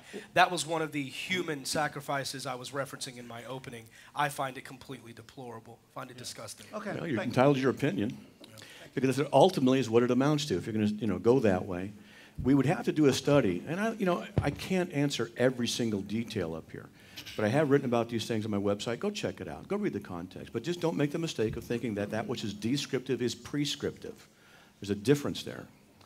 My question is for Matt, which I'm a Christian, but in response, with what he said, the story of Jephthah and the daughter, I've heard two different views about whether that was the daughter actually being sacrificed or if it was the daughter sacrificing being married. There's some textual evidence. That's some of the stuff. So there's two ways that has to be read. I agree that it's not prescriptive, but Right. which view of that passage do you think is I've read that there's some textual variants and some interpretations of how some of the words can be used, and I just haven't done a study on my own to be able to make an assertion. And that's honest. I mean, I try not to say I know this, or if I don't, I just say I don't. Well, there's That's a all. view that was just her sacrificing her ability to get married, and there's some evidence of that based on what she does with her And friends. it may be and the mountains case, after that. which maybe I'm motivated now to do some more study because it comes up every now and then. Yeah. All right, my question's for Matt. I'm going to have to squat down for this. If God was absolutely moral because morality was absolute, and if the nature of right and wrong surpassed space, time, and existence, and if it was as much a fundamental property of reality as math, then As why what? were as math? Mathematics? Yeah, if Okay. morality Okay. is as much of as much a fundamental property of reality as math, then why were some things a sin in the Old Testament but not a sin in the New Testament? Generally has to do with the issue of what a covenant is, a pact or an agreement between two or more parties. If you go to Hebrews chapter 8, verse 13, Hebrews 9, 15 through 16, it talks about the principle of the old covenant being done away with. There are three aspects of the Old Testament law: judicial, priestly, and the moral. Judicial and priestly are done away with. The moral extends. That's why some of the things in the Old Testament are done away with and not carried over into the New Testament. And there are certain phrases that occur in the Old Testament, say to the sons of Israel, and it's specifically only for them, and then the word abrogation is meant only then for that context at that time. That's really quick, but that's what it is. And I've written on that on this website. Go to CARM, read. My question is for David Smalley. David, your standard for morality is human flourishing, correct? Wellness. I'm not entirely comfortable saying flourishing. I don't use that word when I describe my morality. But go on with your question. What makes well-being the correct standard?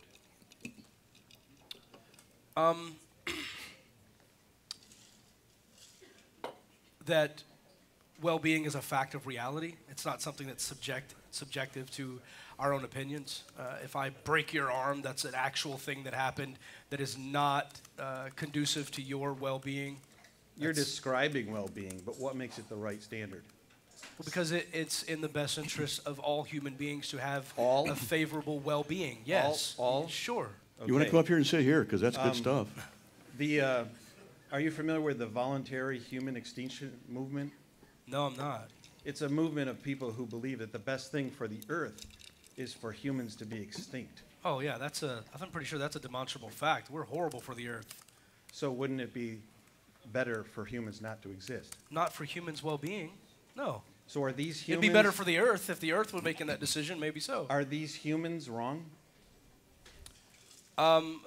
Yeah, considering human well-being would be wiped out altogether, Okay, I would so- say that's wrong, yeah. So they say human well-being is not the standard, and you say it is. What makes you right and them wrong? They're saying that humans being gone is good for the earth. When I'm talking about morality, I'm talking about the well-being of humanity, not the well-being of the earth.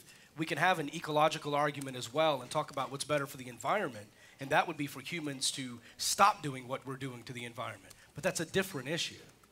So what makes your argument for humans existing more valid or better than them? They're not making an argument for what's best for people.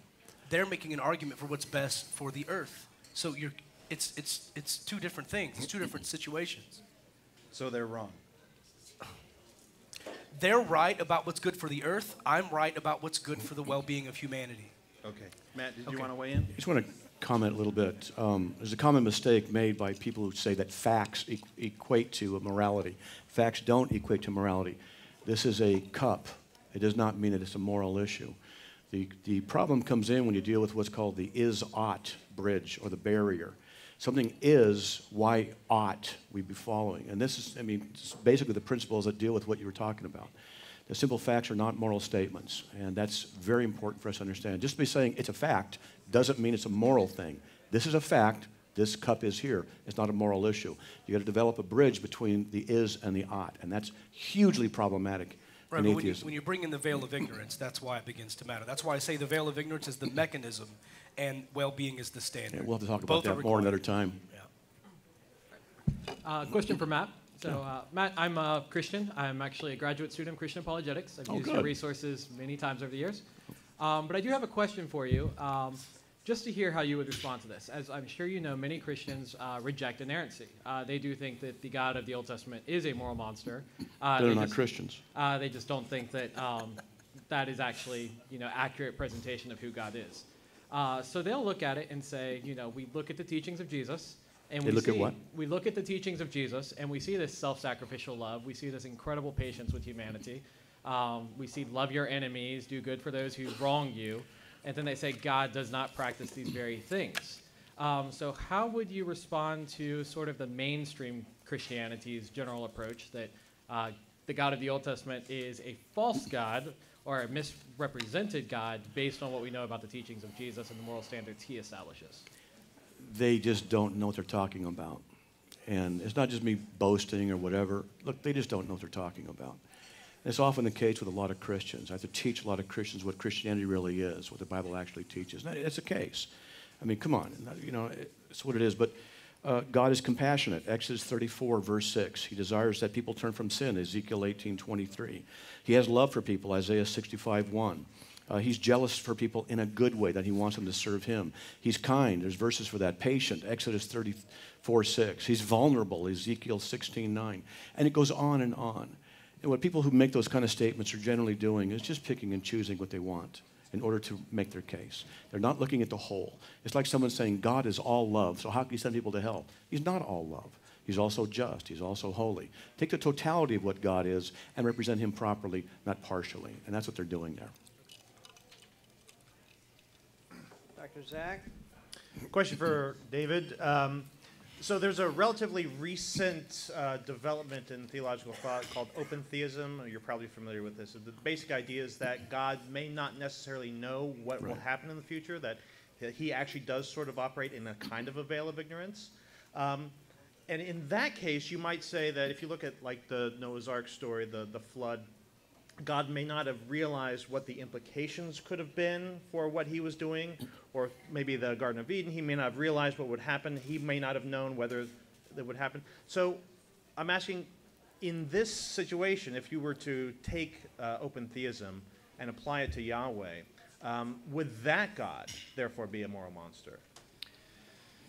If he didn't know everything he was doing, maybe not. But we still have Isaiah 45:7 to deal with, that he says he creates good and evil, calamity, and so not knowing everything that would happen out of it, the fact that you created evil to begin with, I would say that's pretty bad, and I would still call that monstrous behavior.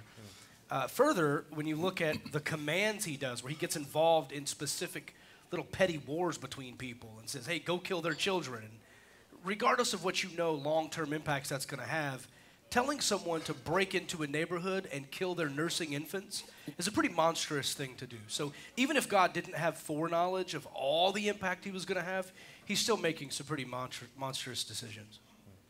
Thank you. No, this guy can't ask any questions.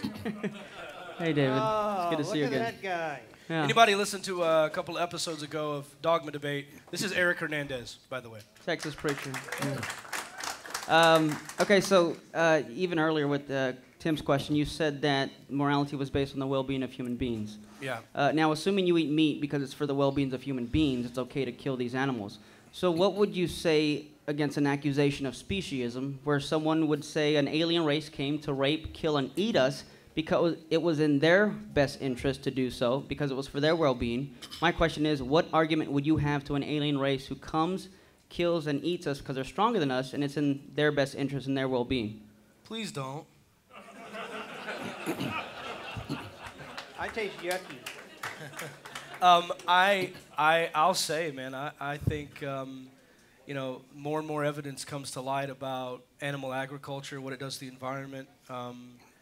I struggle with that. I really do. I'm not a vegetarian right now, but man, I think I'm leaning that direction in my thought. I've evolved in my ways of thinking on things like the death penalty. I no longer support that, and I used to. I used to support a completely moral relativist view. I no longer support that. And eating animals is something that I think I'm changing my view on slowly. It's a tough one, though, and that's a great point. Question for David as well. How is it not circular to define the objective moral standard as well-being by saying that the objective moral standard is simply well-being? Well, I didn't just say it. I demonstrated it using the veil of ignorance. Yep. My question is for David as well. You claim that well-being is the foundation for your morality. Is that well-being subject to change? I don't believe so. That's a good question. Why not? I don't. It's again, it goes back to the facts of reality. I mean, unless you could demonstrate that, you know, torturing a child for fun is somehow in the best interest of all of humanity, you know what I mean? Until that could be demonstrated, it's going to stay the same. I'm pretty confident with that. This question is for David. Given naturalism, can you justify why any of our beliefs are generated by reliable cognitive faculties? And I wanted to elaborate a little bit on this. So imagine a village where they only believe lions are witches and they avoid lions and live. That is a false belief that is clearly adaptive. How is naturalism any different, and what is your justification for that? I'm not really clear on your question. I get that people could survive with false beliefs as long as they continue surviving. Is that what you're getting at? Yeah. Okay, well, the fact that I can't be absolutely certain about something doesn't mean that I'm wrong about it. Okay. So given that, why should I believe that way, especially of a benign view such as naturalism? Because you understand well-being, you understand what harm is, you know what it's like to be harmed. You have developed mirror neurons throughout evolution, which you understand someone else's pain. If I were to stub my toe, you can look at me and realize that I'm in pain. If I was struggling to hold my drink and it was about to fall, you would likely say, let me get that for you. within evolutionary psychology, you've developed genes which make you a compassionate person. But the fact that naturalism can't say, here's an objective fact about this one particular moral thing, it doesn't mean naturalism is wrong. It just, that's evidence that there could be other alternatives. That doesn't mean that mine is incorrect. I got a question for Matt. Finally. Good, thank you. That's great. That's great. So last week I heard on your podcast where you addressed the issue of slavery. We can't hardly hear him. Oh. I know on the podcast last week you addressed the issue of slavery and if the slave died after a beating immediately versus a delay in time. But that also talks about if he died later, it was no vengeance was to be taken because he was his property. And I believe earlier you mentioned that. Is that a... Let me comment on that? Yeah, if you don't mind. Think of sentence A and B, and the word punishment is in both. The word punishment in the Hebrew carries with it the meaning of capital punishment. And that's what is going on with that particular Hebrew word. So if you were to, a rod is not a sword. So the intention in the context is that apparently this master had beat somebody to such a degree that and murdered him, then he was to be executed. So we would call that, I don't know, I'm not a legal guy, first-degree murder. And so, and I don't know if I say the wrong words, but in the second case, he doesn't die for 2 days. The implication is that the beating wasn't intended to be anything murderous, and it wasn't supposed to be that bad. It was involuntary manslaughter equivalent, so therefore he was not to be executed for that. We're talking about the word property. The word property there can also be taught, is actually the Hebrew word for money. So he is his money. He is his contractual agreement or arrangement for income. And this is not brought out in a lot of translations. That's just a part of the difficulties of translating. I've had Greek and Hebrew, and sometimes it occurs. Oh, okay. It's one of the As areas. opposed to owning cattle or land. Yeah, it's never said in the Bible where the word for ownership for cattle is ever applied to, or anything like that is applied to people. Oh, okay. Gotcha. Okay. Thank you. Yeah. Well, if I'm wrong, show me. Well, he says he was property. It says in the Bible. Yeah, and the word property can mean money. Yeah. That's still immoral to treat a human being. You're begging the question when you say it's immoral. You don't have a standard by which you can judge that. I've demonstrated my standard. No, you have not demonstrated your standard. Okay. You've given an opinion. Okay. Question online submitted by Ian for David. Very many scientists in related fields of psychology and biology cast aspersion on the knowledge that evolutionary psychology purports to offer. In fact, it's a common joke among evolutionary biologists that they call evolutionary psychologists behavioral creationists for making assertions like women prefer the color pink because it reminds them of red berries from hunter-gatherer times. Ignoring the fact that preference for pink in women is an extremely recent trend from the last centuries, given that it is not a firmly established, scientifically proven field of investigation, how can either atheist or theist use evolutionary psychology as a possible explanation for the development of moral standards? Pointing out that something has made an absurd statement once doesn't mean it's wrong about everything.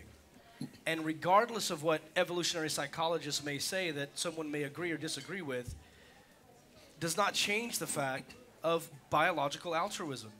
And again, that's not my moral standard. I simply gave that argument to show where it came from. If anyone were to say tonight, you can't have morality without God, which is not Matt's position. He thinks we can be moral without God. He just thinks we can't have an objective moral standard. So my argument was to lay out that we can, in fact, develop morality through evolutionary processes. Mr. Smalley, do you believe that abortion is moral? Oh, boy. I'm glad I'm debating him instead of you. You know, I think abortion is a far more nuanced situation than can be answered in a single question like that, to be fair. You said about slavery that it's immoral to own another human being? Yes. Could you explain the difference between this is my property and this is my body, since both of them are ownership issues? Oh, well, yeah, I can say that owning another human being as property is immoral because of sentience and sapience. And a fertilized egg has neither.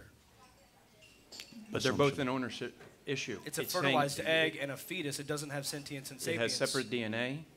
Right, at the but moment of conception. I didn't have to make a biological argument about DNA, sir. Yeah. I said sentience and sapience. And so taking a morning after pill to stop a pregnancy from continuing is nowhere near the same as owning a fully sentient, sapient adult human being and beating them when they don't do what you tell them to. So you're saying those are not on the same moral ground. You're saying it's based on their age. If they're an adult, then Did I say age? Well, I said sentience and do you know what sentience and sapience are?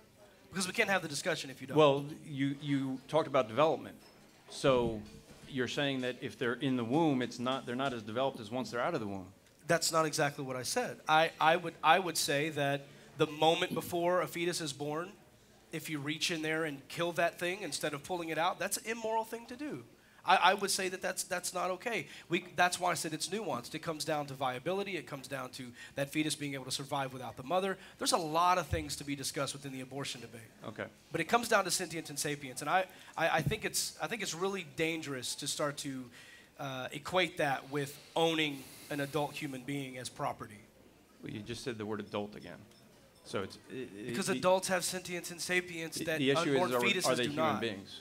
So you said that you believe that the way that Israel treated the Canaanites, would you say that's immoral? Yes. Okay. Based on your standard, wouldn't that be wrong of you to say that because they did what was best for their well-being? Right. By so what standard do you say they're wrong and that your standard should be counted greater? Great question. I'm glad you asked because I think a lot of people are thinking this. When I say well-being, I'm not talking about what you think is best for you, and I'm not talking about what Matt thinks is best for him. I've heard him using the analogy of robbing someone at gunpoint. That's in my best interest to take your stuff. I'm talking about all of humanity, and this is why I brought up kin selection as the very beginning of this, to show you that we have adapted this to talk about cooperation and increasing the well-being of all of humanity, okay? And then when we add to that the veil of ignorance, let's talk about that. Let's say the Israelites and the Canaanites. You put up the veil of ignorance, and I get to say, you don't know which one you're going to be. You don't know if you're going to be the Israelites or the Canaanites. Are you still going to move forward with this? That mechanism allows you to look at well-being and say, since I'm unsure of my well-being in that situation, I'm not going to say that's the moral thing to do. And that's how they could have made that decision. But the question was to the standard. The standard is the well-being. I've already said that. All right. Two more questions from the floor. Thanks a lot, guys, for doing this evening. Question is for Mr. Smalley. Based on what you actually just said on well-being and the veil of ignorance, I'd like you to tackle this one. Since one of your criteria for making judgments on whether something is good or moral is the well-being of individuals, why do you not repent and believe in Jesus if you know what the Bible says that you're going to be judged? Isn't it in your best interest and well-being for all humanity as well as yourself to do so? And if you state that it's because you don't have sufficient evidence of the biblical God, knowing what the Bible claims for itself, isn't the question of is God a moral monster irrelevant? Sounds like there were a lot of questions there. Can you break that down again and tell me what you actually want me to respond to? Since it's based on well-being, why do you not, based on what the Bible says, repent and believe in Jesus because you know you would be judged according to what the Bible says? That's the first one. The second one is if you do not do so Let me answer that and then just stay there. Just stay there. Can you stay there while I answer the first part? So I don't repent because, let's think about this. If I were to repent right now, not really believing it, but I just say it, because I can't choose what I'm believing, I can only tell you what I'm believing. Sure. So if I lie to this room and say I repent before Jesus Christ and confess my sins, you think God would see through that? Absolutely. So there's no I'm point reformed, in that. so I would believe that. So there's no point in that, right? So if God exists, he would know that I'm lying. So telling me to repent even when I don't believe something is trying to get me to fool God, which I have to then say, how smart do you think your God is if you think he could be fooled? So that would beg the question then of, if it's for your well-being, why don't you actively try to do so in order for you to actually mean it? Once again, it's about the well-being of all of humanity, and as we'll see, and as we'll see, well-being for all of them to do so. Well, you would think so, but as we'll see tomorrow night, I believe that secular humanity is far superior to Christianity when it comes to the well-being of all of society. So then that leads to the next portion of my question was that if you denied to do so or rejected to do so, and you do so based on the fact that you say that there's no sufficient evidence of this biblical God actually existing. But that wasn't my reason. No, it wasn't. But based on your reasoning of he can see possibly right through that, isn't the question of whether or not he's a moral monster still irrelevant? Because whether or not you decided to do so because you acknowledge that he's real, you just didn't want to, isn't that question irrelevant? No, let me put it this way. God has been such an absolute moral monster, deplorable to human beings, disgusting to humanity, unfair to women, unfair to the LGBT community, disgusting to babies, nursing infants, horrible to slaves. I would not want to be in a heaven where I worship at that monster's feet. Period.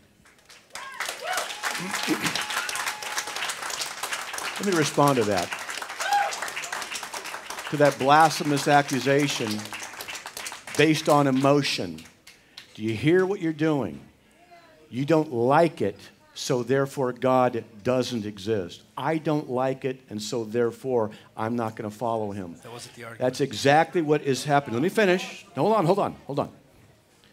To say he's a moral monster has not been established. You don't have a standard.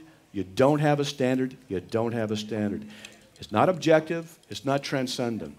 You can very quickly and very easily say, here's this, as you take things out of context and you put them together and make it look good like a soundbite. But if you really want to study the individual issues and see what it is contextually, different answers come up. This is what I've done over the years, and that's what needs to be done, because if all your arguments and your appellations are going to be reduced to basically nothing more than an emotional soundbite kind of thing, and you clap, if that's your thinking, then no wonder you're atheist, because you better be doing a better job of analyzing the facts rather than looking at emotionally based arguments. It wasn't just emotionally based. I'm using the facts. And you know that, right? Okay. Next. Go ahead. My question is for you, Matt. Oh, wow. Different. Yeah. David made some remarks regarding God saying that he repented in the Bible, and or that he changed his mind. You see those things reflected. So I wanted you to take a moment to really just expound on anthropomorphism. Anthropomorphism. The Greek anthropos, man, morphe, form. God appears and manifests in what we call physical forms. I can go through this. The very nature of God himself walked with Adam and Eve in the garden, and anthropomorphism. When Adam and Eve sinned, they were hiding. God says, where are you? It's not a question of ignorance. It's a question of demonstrating the level he was at. Where are you? What's going on? This is the standard that God has established. It's called the law of first mention. We see this in Scripture in various places. And then there's the logic of, it's hard to explain, but the logic of, in that perspective and in that area of where he is, if he says to a group, this is what I'm going to do, but outside he knows what's going to happen in the future, he can say, this is what's going to happen to you if you don't do this or if you do that, and certain consequences, knowing that they're going to be repentant. This is out of Jeremiah 18:8.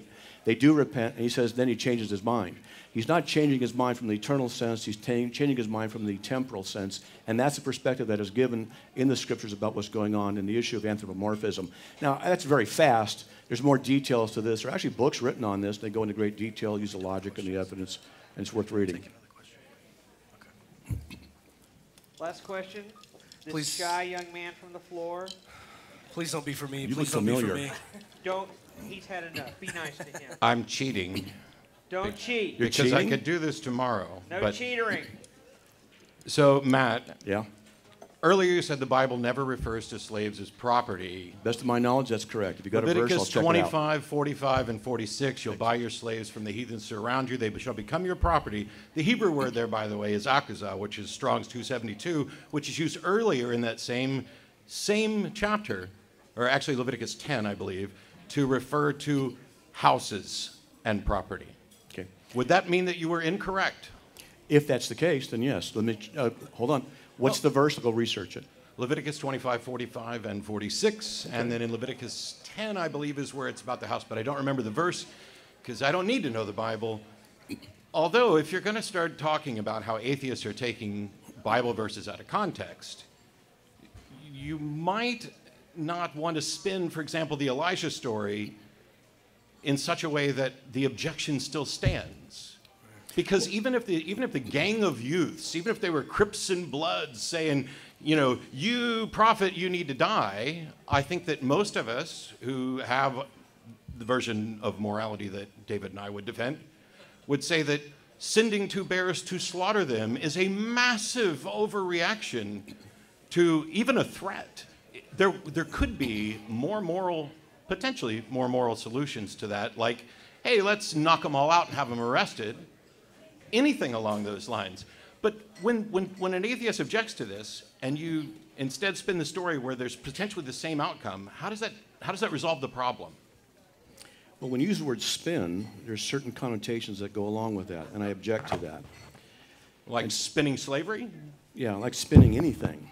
Okay. All right. And so what you're doing is ultimately begging the question here, assuming that your position about the spinning is correct, and it's not something that's been established. I'm not begging the question. I'm making an accusation. Okay. That's not a fallacy. We're going to debate tomorrow night, so you might want to save some of that for then, when we get to the issue of secular humanism. But you call it spinning. In the cultural context and in the historical context, this is the prophet of God who represents God. Isn't that moral relativism to appeal to And the cultural since context? You're asking me about this thing in that context, so I have to answer it contextually. Okay. That's fair, isn't it? Yeah. So in that context, he represents God, and God rightly executed judgment upon them for their insult to the prophet who represented God to the nation of Israel. And so he executed them to teach a lesson. I mean, there's different possibilities. I'm not saying I know why God's motives are, but there's a few list of things, such as to teach Israel a lesson. Don't do this. Don't let the children become gang members, whatever. This kind of thought. We don't want to have the prophet of God who represents God, who is going to communicate the will of God to people, to be mocked and insulted. It could be lots of reasons that were there. And all you could do is just simply say, well, I don't like that. Well, okay, then don't like it. But if I can give you contextual reasons that work within that cultural framework, then there's no problem. Oh, I got the message. Whether the story happened or not, I got the message. Okay, good. Tomorrow night. Well, you can say it's not fair. No, I said, where's my bear? I said, where his Go bear? outside, see if you can find one. I mean, I don't know. All right. If Matt doesn't come back.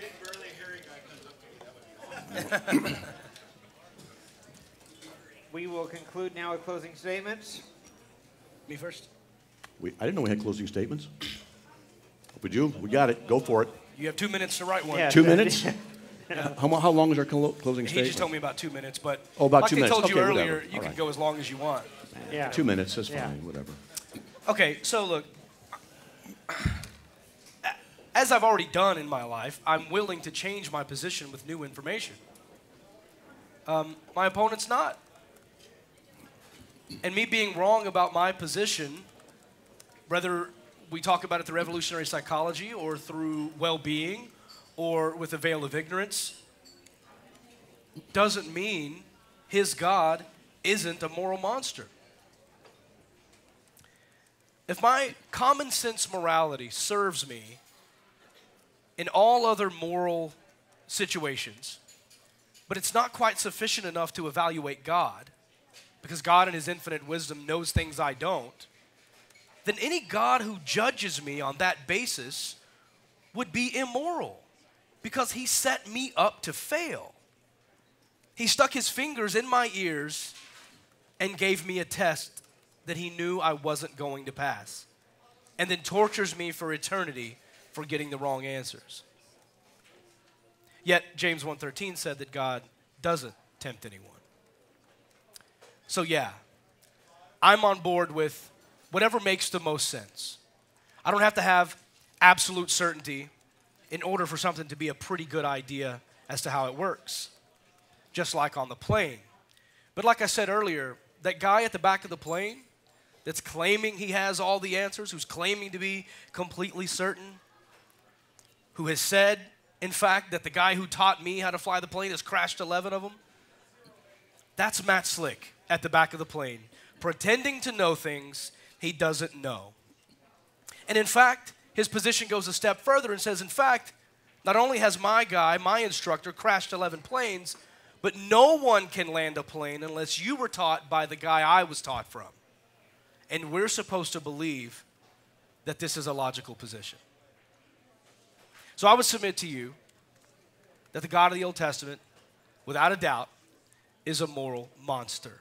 Would any of us want to have that God in our community making decisions, striking down punishments, condoning slavery, telling people, commanding people to kill infants, take over territories, refuse to compromise, and never show mercy on these people? Would any of us want to get behind that? Would we vote for someone that had that type of platform? Is this God worthy of your worship? You make moral decisions every day, and I submit to you that you have a higher morality than the God you worship, because the God of the Old Testament is a moral monster. Thank you. David Smalley.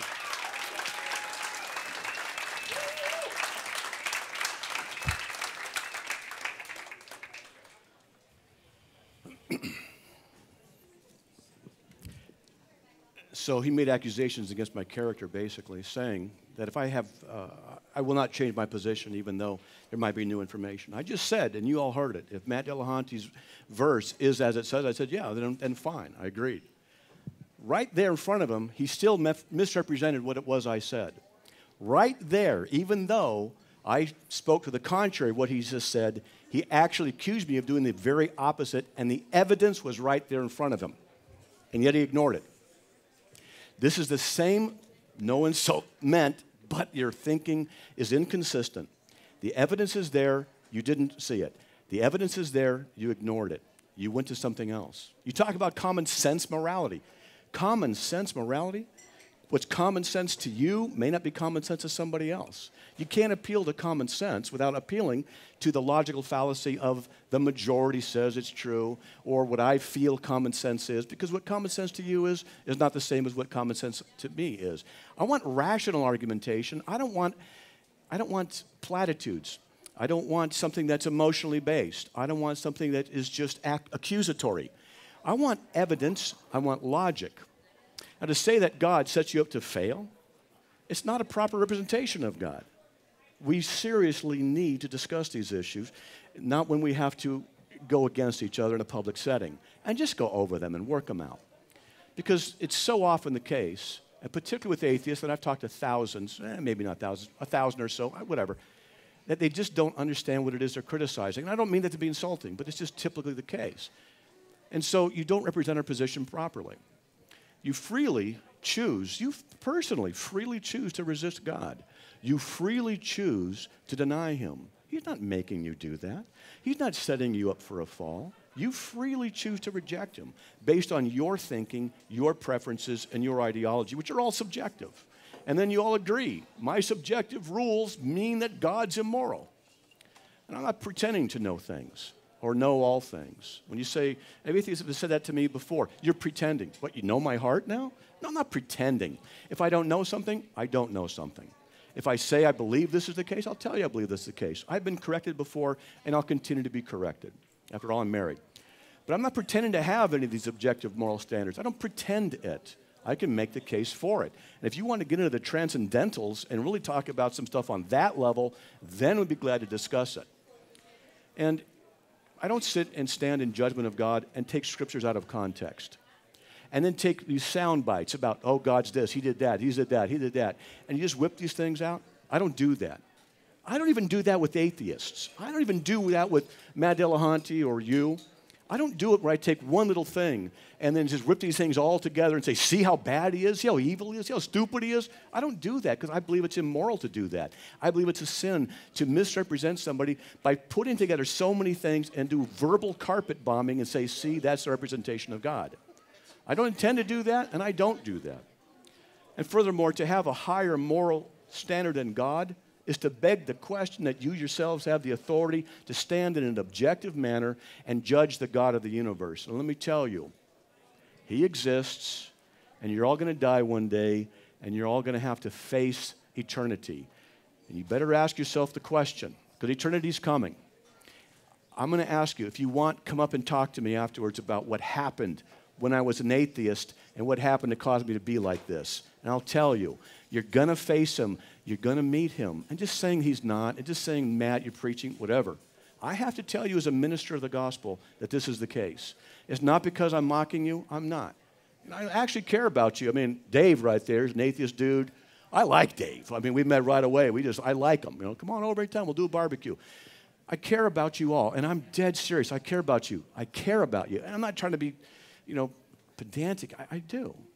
I want you to know who Jesus is. I want you to know what he's done. I want you to experience his love. And I don't want you to sit there and raise a fist, an arrogant fist up at God and yell at him that you know more than him and you're the one who has the authority to sit in judgment, because that is arrogance and it's prideful. And God hides himself from the prideful. You will never find him if your fist is raised up in the air at God, yelling at him and condemning him. You'll never find him. You'll only see what you want to see, and you'll never see him. Amen. Matt Slick. I had to preach.